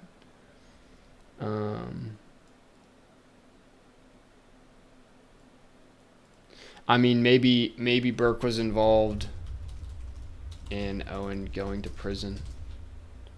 Like, he could have been, I don't know, some sort of out-of-state federal agent who was key in sending Owen to jail. That's kind of what I want to show here. Is like, I don't think, I see Cora saying like old college roommates or something like that. I don't think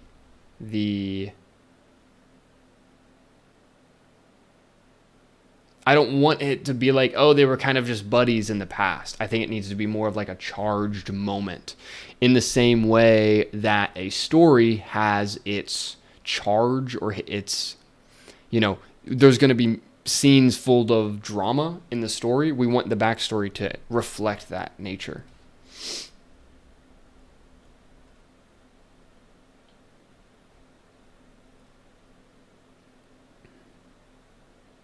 He can be deployed as a substitute because he has more civil experience. The OG detective is called for. Maybe.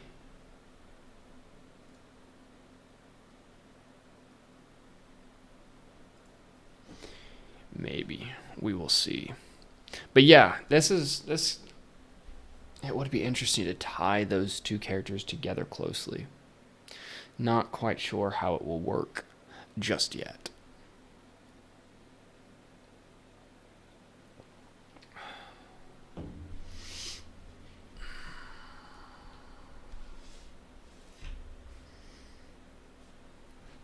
Anyways, back to my working outline.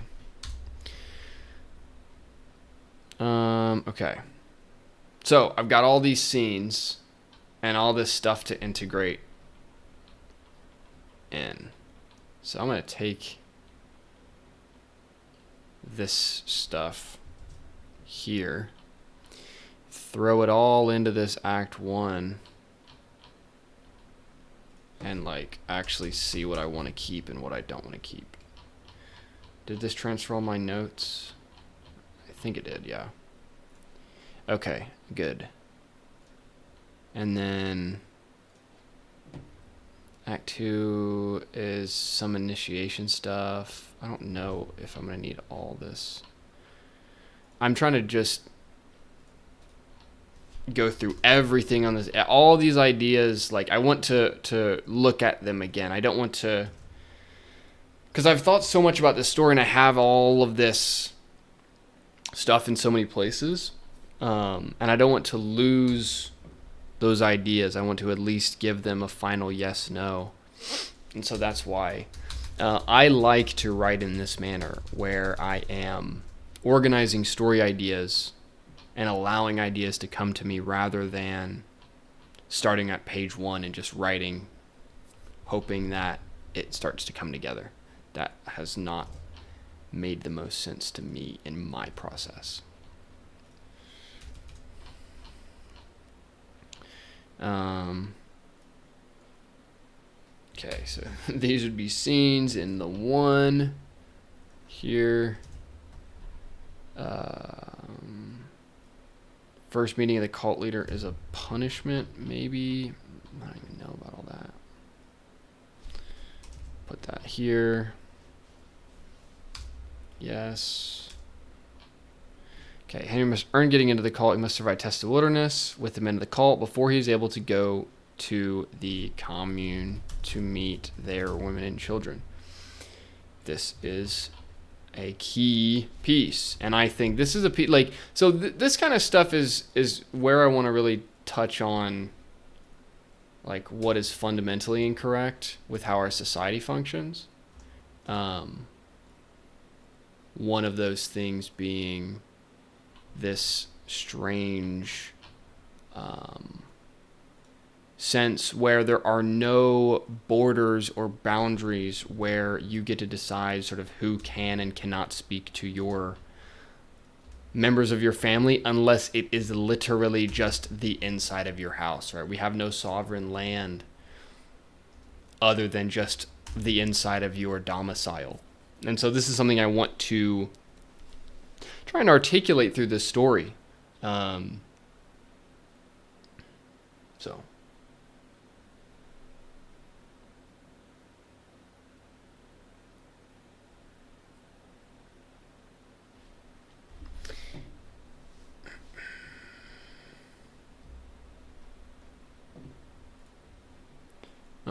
I don't need this. Henry must handle surviving in nature alone with very little. He has to learn important skills here. Yeah, this is going to be... Other moves can show and guide, but they cannot do anything for Henry. First lesson, tell the truth. Something like this. Yeah, okay. Yeah. There's going to be some stuff I've got to handle here. Okay. So if we're going to have this time of initiation, we must set up all of Henry's initial sins, i.e. distractions, nervous tics, things he calls addictions. All of this must be set up Act 1.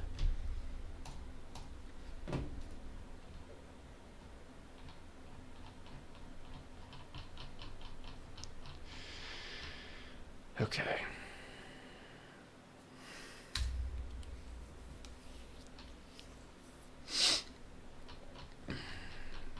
Okay, let me see if I can...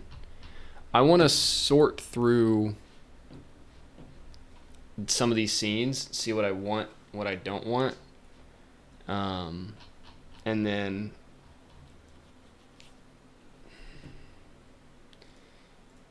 that will probably be today's work. Let's see. Motivations. Okay, so I had the motivations to leave the world and desire to join the cult need to be fleshed out, more concrete. Yeah, make sure you choose a stake. Ignorance is bliss. Drive home inside of me. Your needs to see your motivation to stay or go with the cult. Blah, blah, blah. Yeah. This is true. I'm going to just move this note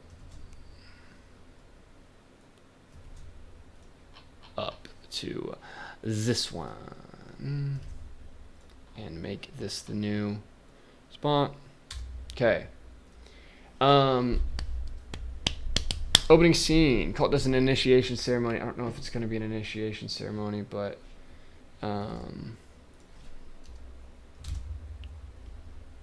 okay. I'm seeing this like bikers go to a field, set up crop symbol, light it on fire. All the bikers stay helmeted, but it's clear who the leader is. Burke, cops come. Colt toys with the cops, outmaneuvers them, plays chicken with them, then disappears into the woods. Yeah, something like this. No. I want to do this and this. Okay. I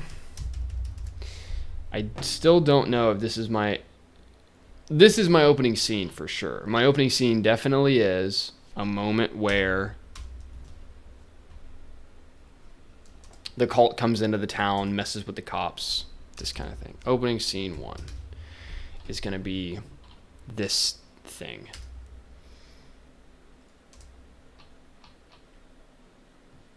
Maybe it doesn't work in the offices. Yeah, I like the idea of calling it like I or I for I. I don't know exactly how I want this to go. Maybe I'll get a graphic designer to make a cool logo for this fake company, but it's going to be called I.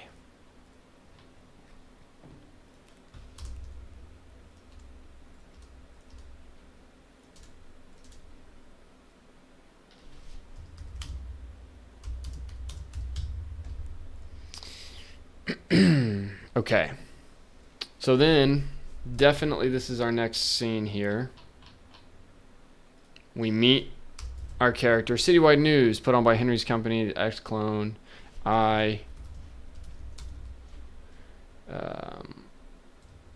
Henry is extremely pro-system, pro-modern world. He's a company man. Yeah, this is some stuff that I want to even put up in the character. And I think we also have to show, like, Henry has many vices. And that's part of the 7 deadly sins kind of thing that's been floating around with this idea as well, is that I want to show characters with vices, and they have to get away from these vices to gain their cleanliness. So I think, so sometimes drinks, sometimes smokes cigarettes, sometimes smokes weed,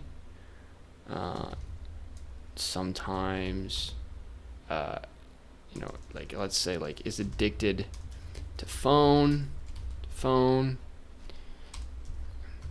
is addicted to prawn, as I will put it in here. What else?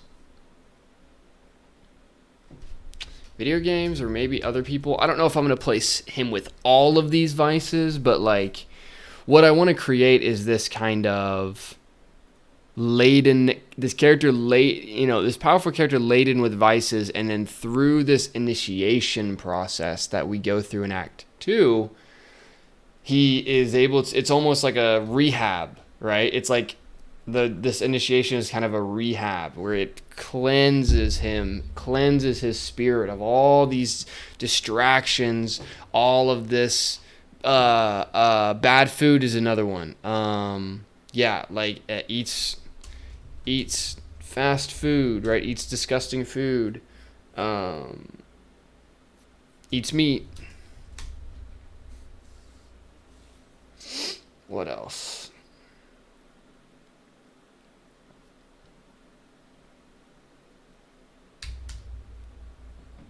I think that's a decent list for now.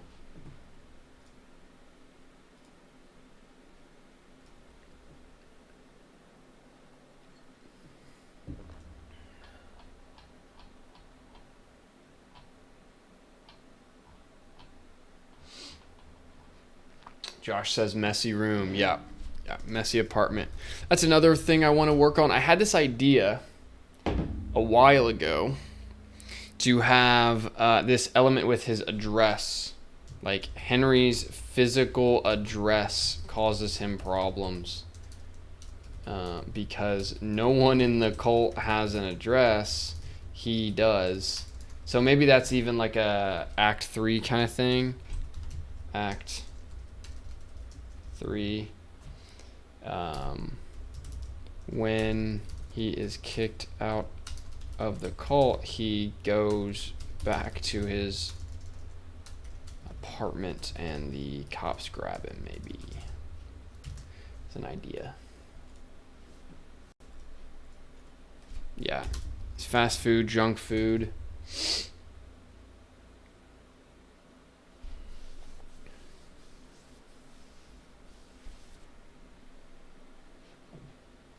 So Henry should be a hardcore heroin addict?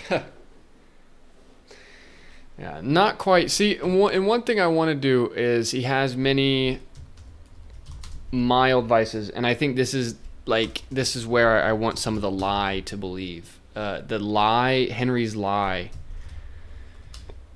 is going to be in this. It's like, my vices are mild. My vices are not that big of a deal because I only do them a little bit. I am not some drug addict. I just casually destroy my attention and focus and create small bad habits. And I want to show, it's like the truth is that all bad habits erode, and many of the, well, I would say, like, let's say the devil loves your mild bad habits because you are neither getting rid of them or experiencing a moment of deep pain of them, right? So it's like, if you binge a vice, you feel tons of pain and anguish for binging the vice, right? However, and then on the other side, if you are not doing your vice, you are actively conquering it, right? And also, so when you feel tons of pain, when you feel tons of pain and anguish, right, this emotion fuels you to make a change, right? And many times we get to our lowest point, we get sick and tired of our vices, and that's what makes us make a change, right? And so, but when we are in the middle ground, when we are only doing it a little, that is where the devil loves us to be, because we are neither stopping nor feeling enough pain to fully set it aside, and therefore we can remain in our low vibrational state of mild distraction forever.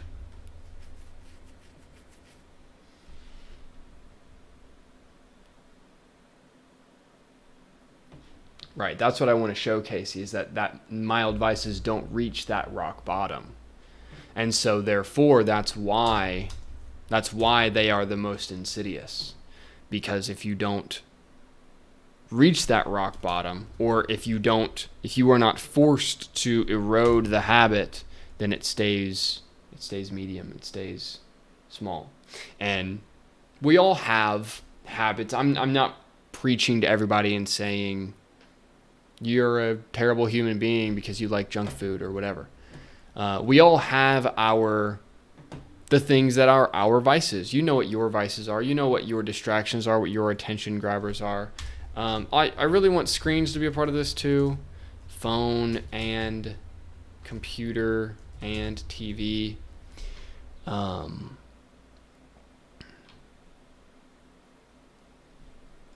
have to see how that all works.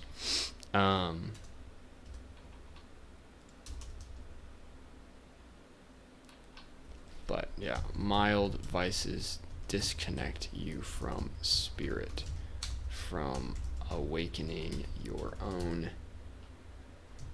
Christ oil or Kundalini energy, something like that.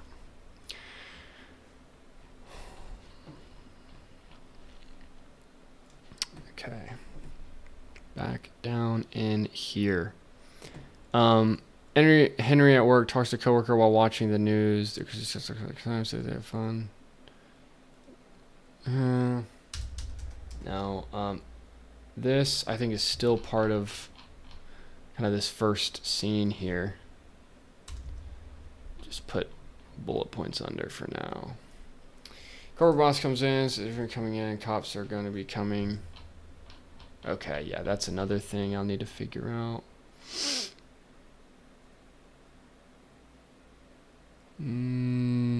So this is a scene here.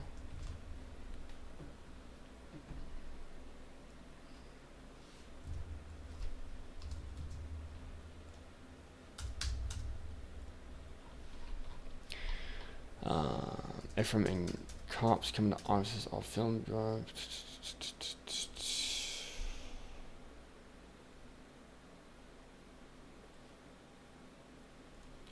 I don't know about that scene. We'll see.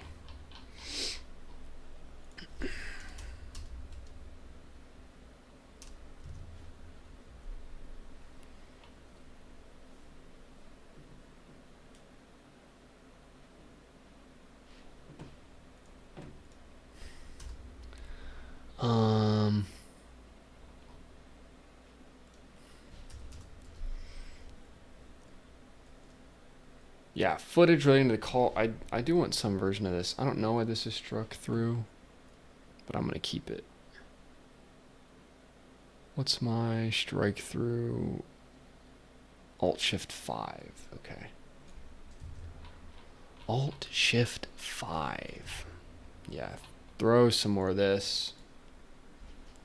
And so all this this early stuff is going to be all in this main set piece of the kind of like set piece 1, the I offices. Something like this. What if I go like boom? Where's my other slash? There it is. No, that's the same slash. Where's my backslash? There it is. Set piece 1, the I offices. Okay, this is heading 3. I'm gonna make this heading 4.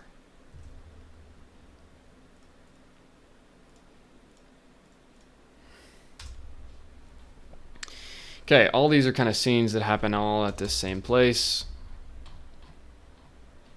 Now we get to 2. Okay, Ephraim assigns Henry to do a story on this call. Henry goes to crop circles, takes pictures, meeting with Burke. Yeah, this is going to be some kind of opening here. Still within here. Now we can go to here. Henry goes to the crop circle to take pictures and meet with Burke. Burke is there with the cops. Henry interviews Burke. They're pretty aligned in their view. Henry asks a few tougher questions than Burke would prefer, but nothing too much out of the ordinary. Yes.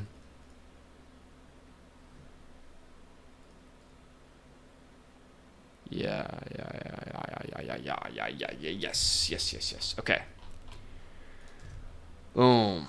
So now we've got like, we're kind of back at the crop circle set piece.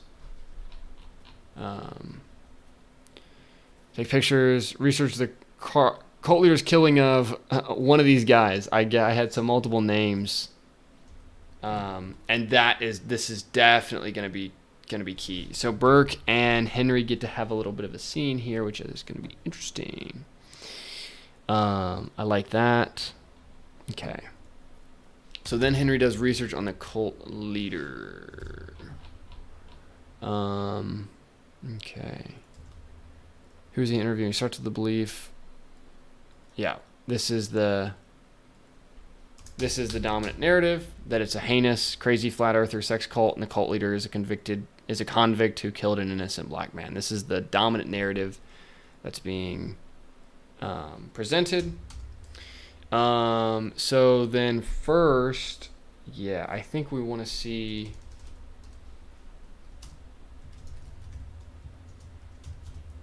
Henry doing online or library research about the cult leader first.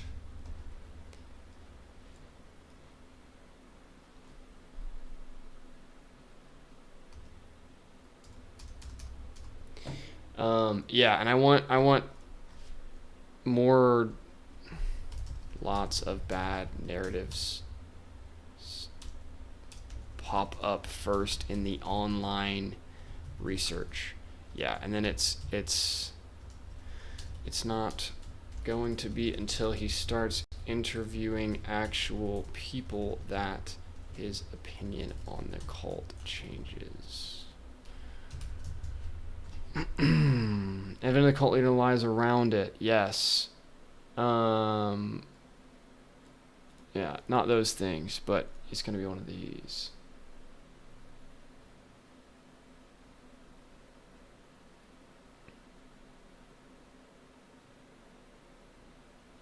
We can have a square Earth like Minecraft. Yeah.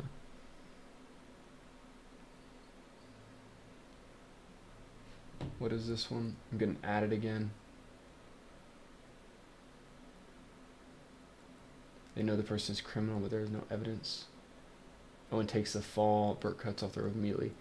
Yeah, so I see what you're saying. I want our cult leader to be guilty of what he did in his backstory. And I'm trying to create these characters with a certain level of complexity, and that they already have changed in the past, where the cult leader did something he was not supposed to.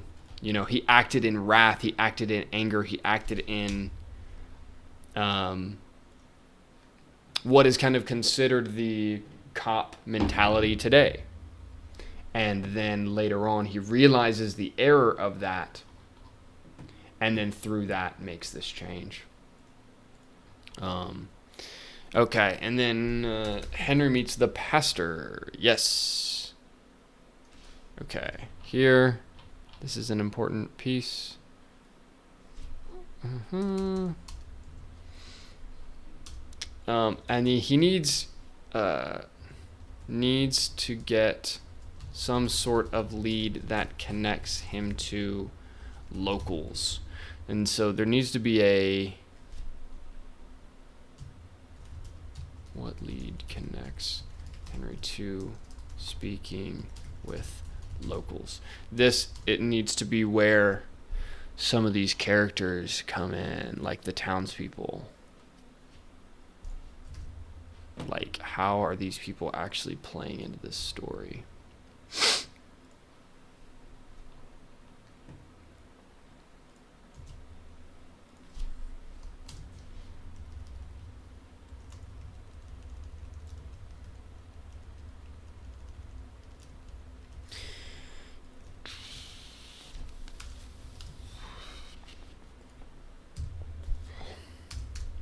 And then at the end of this kind of spiel, we get he meets Pastor James.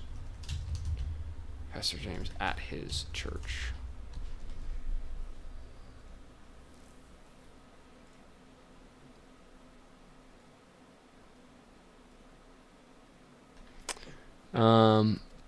Yeah, and then I have to think whether or not he allows Mason to speak to their mother. And this might also fall under here, where we learn about the narrative, and then we learn that the narrative is not what it seems to be. He meets the brother. I don't know what I'm gonna do. There's a piece in the story. I would like to sort of have like a romantic element to it. I just don't see the vision for it very much right now. But that would be the goal. Okay. Reads the writings of the cult leader, gets an entirely different perspective on the cult life. Maybe. More to the story than the cult leader killed an unoffended black guy. Okay. Henry figures out the symbols are about... Okay, I had it here as 7 deadly sins. I think it might be 7 chakras or 12 constellations of the zodiac. It's going to be one of those two things, right? In the same, like, those are kind of our big important things that we're going to learn about. And it's going to be less about those deadly sins and more about, like, chakras and stuff like that. 12 constellations of the zodiac. Jesus had the 12 disciples. This is kind of astro-theology stuff. There's a unity between physical world that is above us and the stories and the allegories that we tell about that physical world. Coco says, Henry found a love interest to the cult member, and Casey says, inside or outside the cult? Yeah, so I have this really interesting question here about how this love interest might work. And I'm thinking this is a coworker in the modern world rather than a character that he meets inside the cult. And so this creates conflict because they're interested in one another, yet he's going on this wild journey that she doesn't really understand. And so this creates obviously a lot of tension and confusion. And I think that's how I'm going to have it play. And I just don't know exactly how all of it's going to work yet.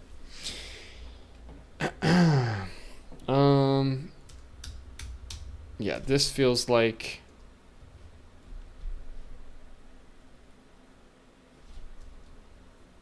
I don't want it to be like a ton of reading.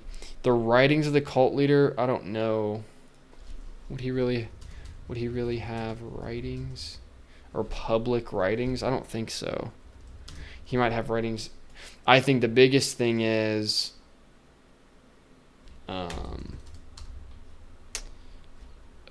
I want this scene where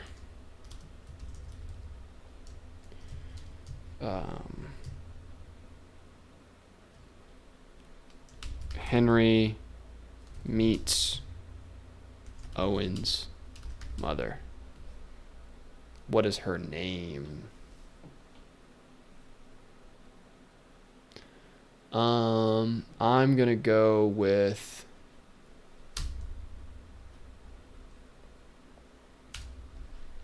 I like the name Charlene.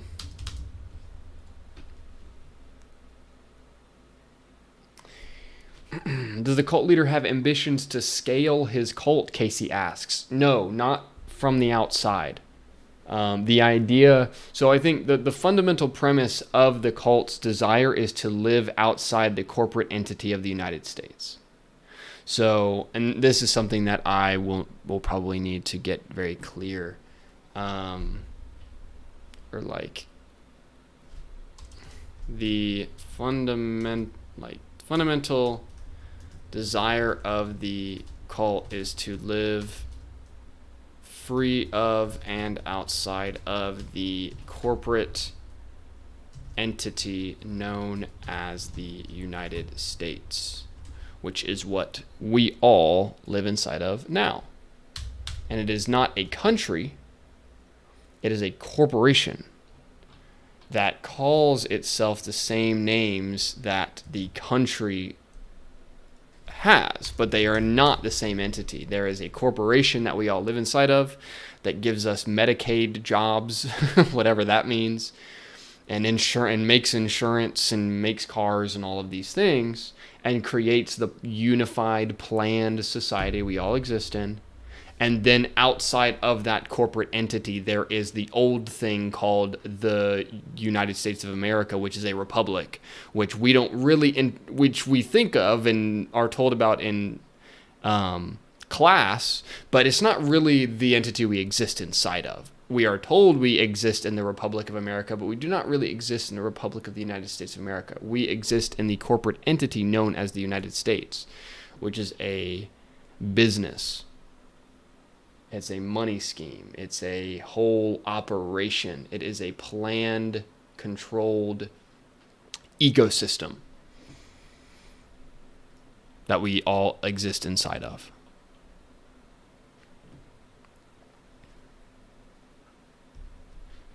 This Spoon, this takes place in now, modern day.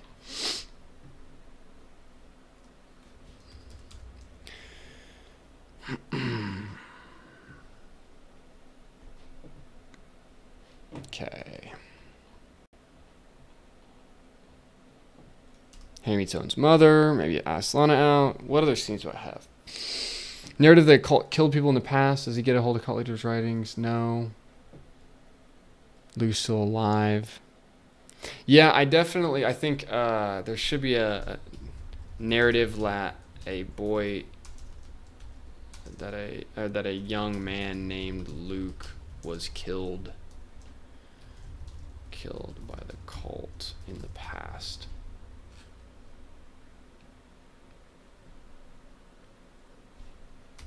Casey says we're living Fact 4 shit. For real.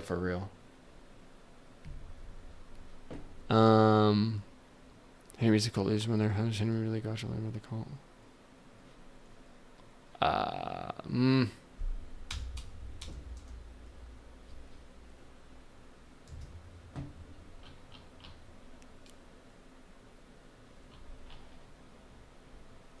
Yeah, this is going to be more stuff here.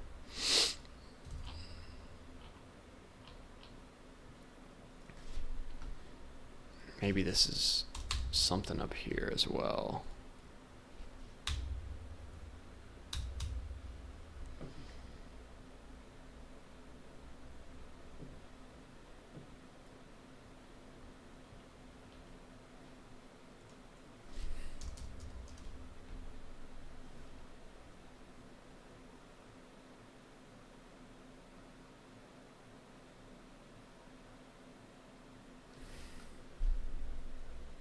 Darby, are you really red pilling people via your writing channel? Yep. I sure am. Okay, let's see. Yeah, we're writing my story. Story is the most powerful tool for communication of beliefs and ideas, and so that's what we're doing. Let's see. If you connect Burke with a detective, it's sort of like Les Miserables. How much penance is enough kind of thing. Yeah, I don't really want to take it in that direction. Maybe they assign a role to each zodiac sign where there can only be one representative of the sun who is the leader, could be the 13th one.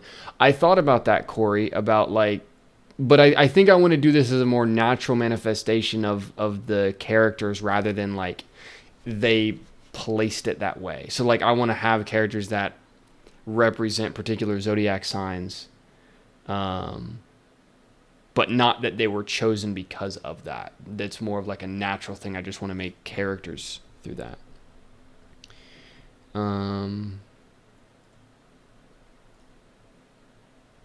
Yeah, they want to escape. You're right. They want to escape the bureaucracy and the corruption and live free on the land. Absolutely. Educate their kids. Yep.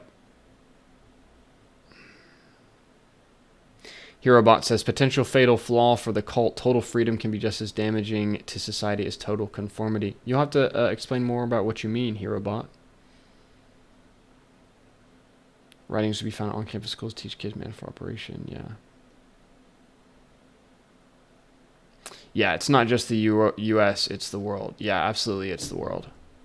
And it's not just consumerism, it's corporatism. It's not us. We are not the problem.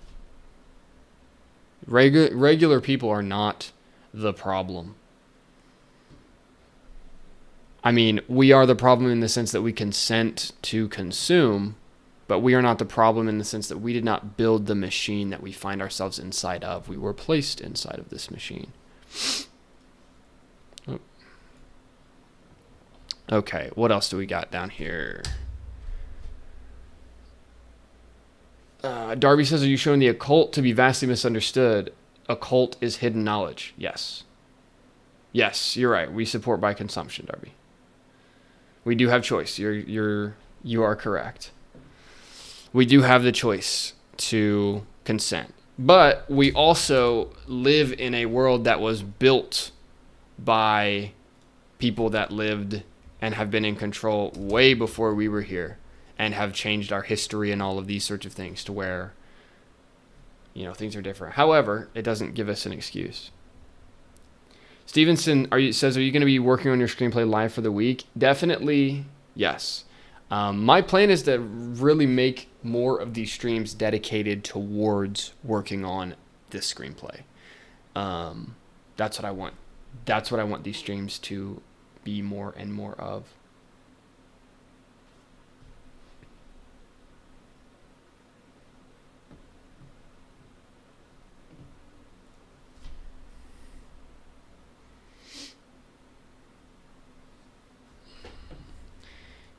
And so, yeah, so how I'm seeing the flow of things, guys, and what I'm going to be doing, I'm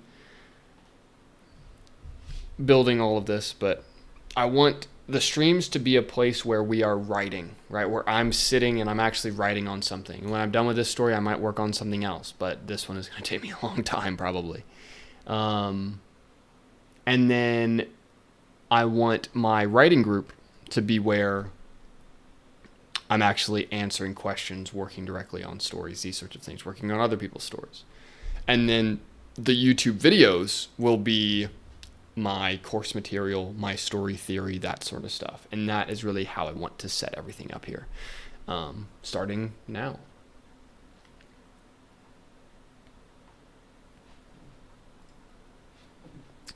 Okay. So I had this. He interviews Burke about the cult. This could make sense if he finds that earlier on that things are not as they seem. I still like that idea. Follows tip from a mother about where the cult will be. I don't know about this necessarily. I think I think it's more likely that the mother tips off the cult about Henry, believing Henry is legitimately seeking the truth.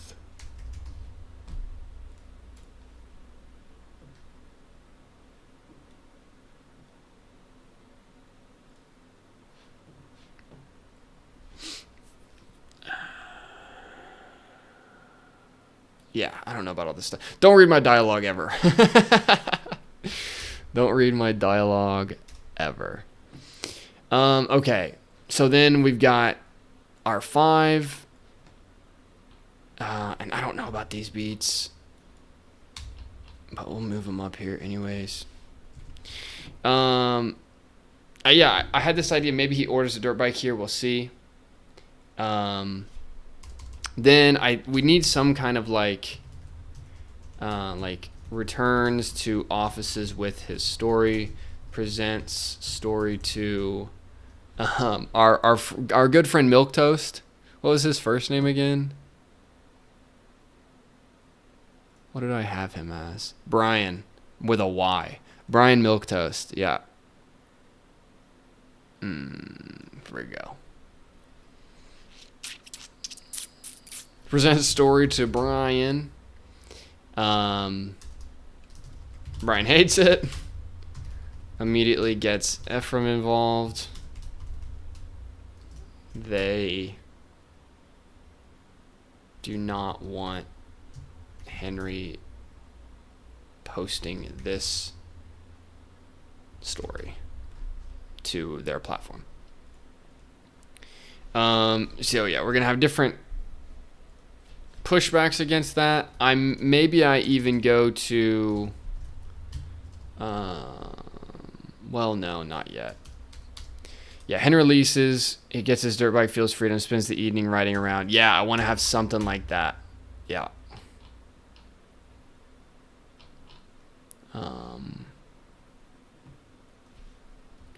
And then also, I guess my question is, does he meet with a cult member at this point? That would be a good question. I think maybe he could meet Luke.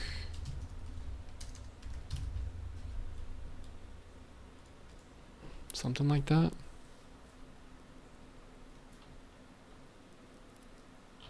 Then Henry gets huge backlash for releasing this story.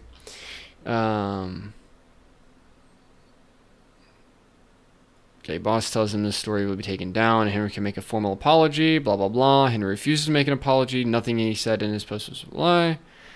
Yeah. Fired.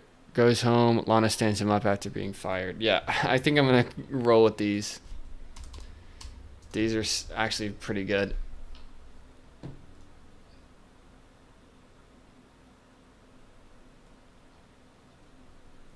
Yeah. Maybe rides dirt bike around town.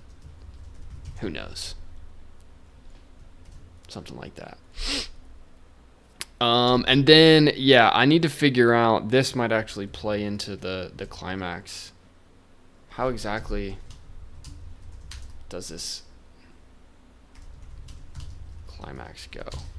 Maybe also it's like, I have to figure out a reason as to why this happened so intensely. Maybe he like brings up some truth about Burke that publicly shames him or something. I want to give the cops a reason to, let's say, pressure Henry. I don't exactly know what that's going to look like yet, though.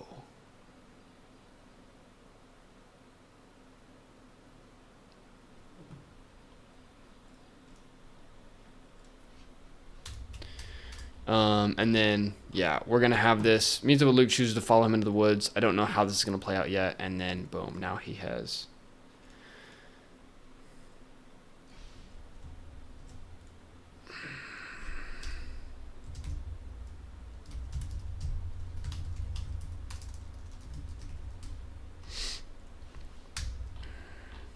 Yeah, so I feel like he would have to meet Luke around here some way. Meets up with Luke. They ride dirt bikes together.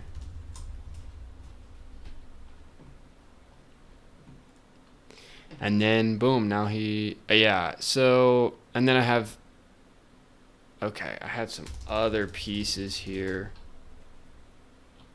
Yeah. This is a good piece.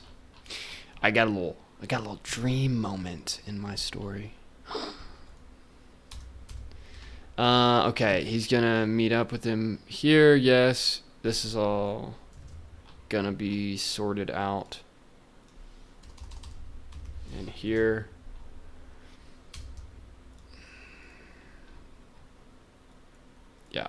Yeah. Okay, and that actually gets all my Act 1 stuff into one place, which is what I wanted to do before ending today. You got this thing down to 26 pages. That is not too bad. So this is my current working outline. A little messy, but now I have distilled everything kind of in one place for the whole thing. Maybe I've got some other ideas. I guess I can go through this document soon and just see if there's any extras I want to take over. But yeah, I'm pretty happy with this. Pretty happy with where things are going. Yeah.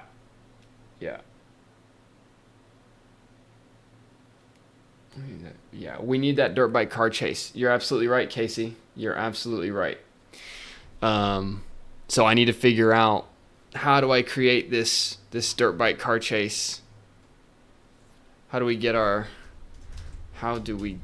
sweet dirt bike car chase Act 1 climax? That is the question. We'll figure it out. We will figure it out. Ladies and gentlemen, writers, companions, and compadres, I hope you have enjoyed today's stream. Hopefully it helped give some clarity on your story. Maybe you were able to work on your story a little bit today. If you enjoyed this live stream, please give it a like. I really appreciate it when you do. Check out the Discord linked below if you want to join the Discord and talk with other writers, this sort of thing. You can also check out my website at practicalscreenwriting.com if you are interested in one-on-one coaching, my closed writing group membership, these sorts of things. And yeah, you all have a great rest of your day. And we'll be back on this story tomorrow. Speak soon. Thank you, Coco. Glad you were here. Thanks, Thomas, for coming in. Complex. Thank you guys for adding helpful ideas and thoughts today as well. I really appreciate that. And thank you all over on the YouTube chat as well. I hope you guys all enjoyed. Elliot's going to bed. Tomorrow is your birthday. Greetings from Belgium. That's great to hear, Elliot. I hope you have a happy birthday. And maybe you see the stream tomorrow on your birthday. If you hop into the stream, I will tell you happy birthday. Promise. All right, everybody. Speak soon. Talk soon.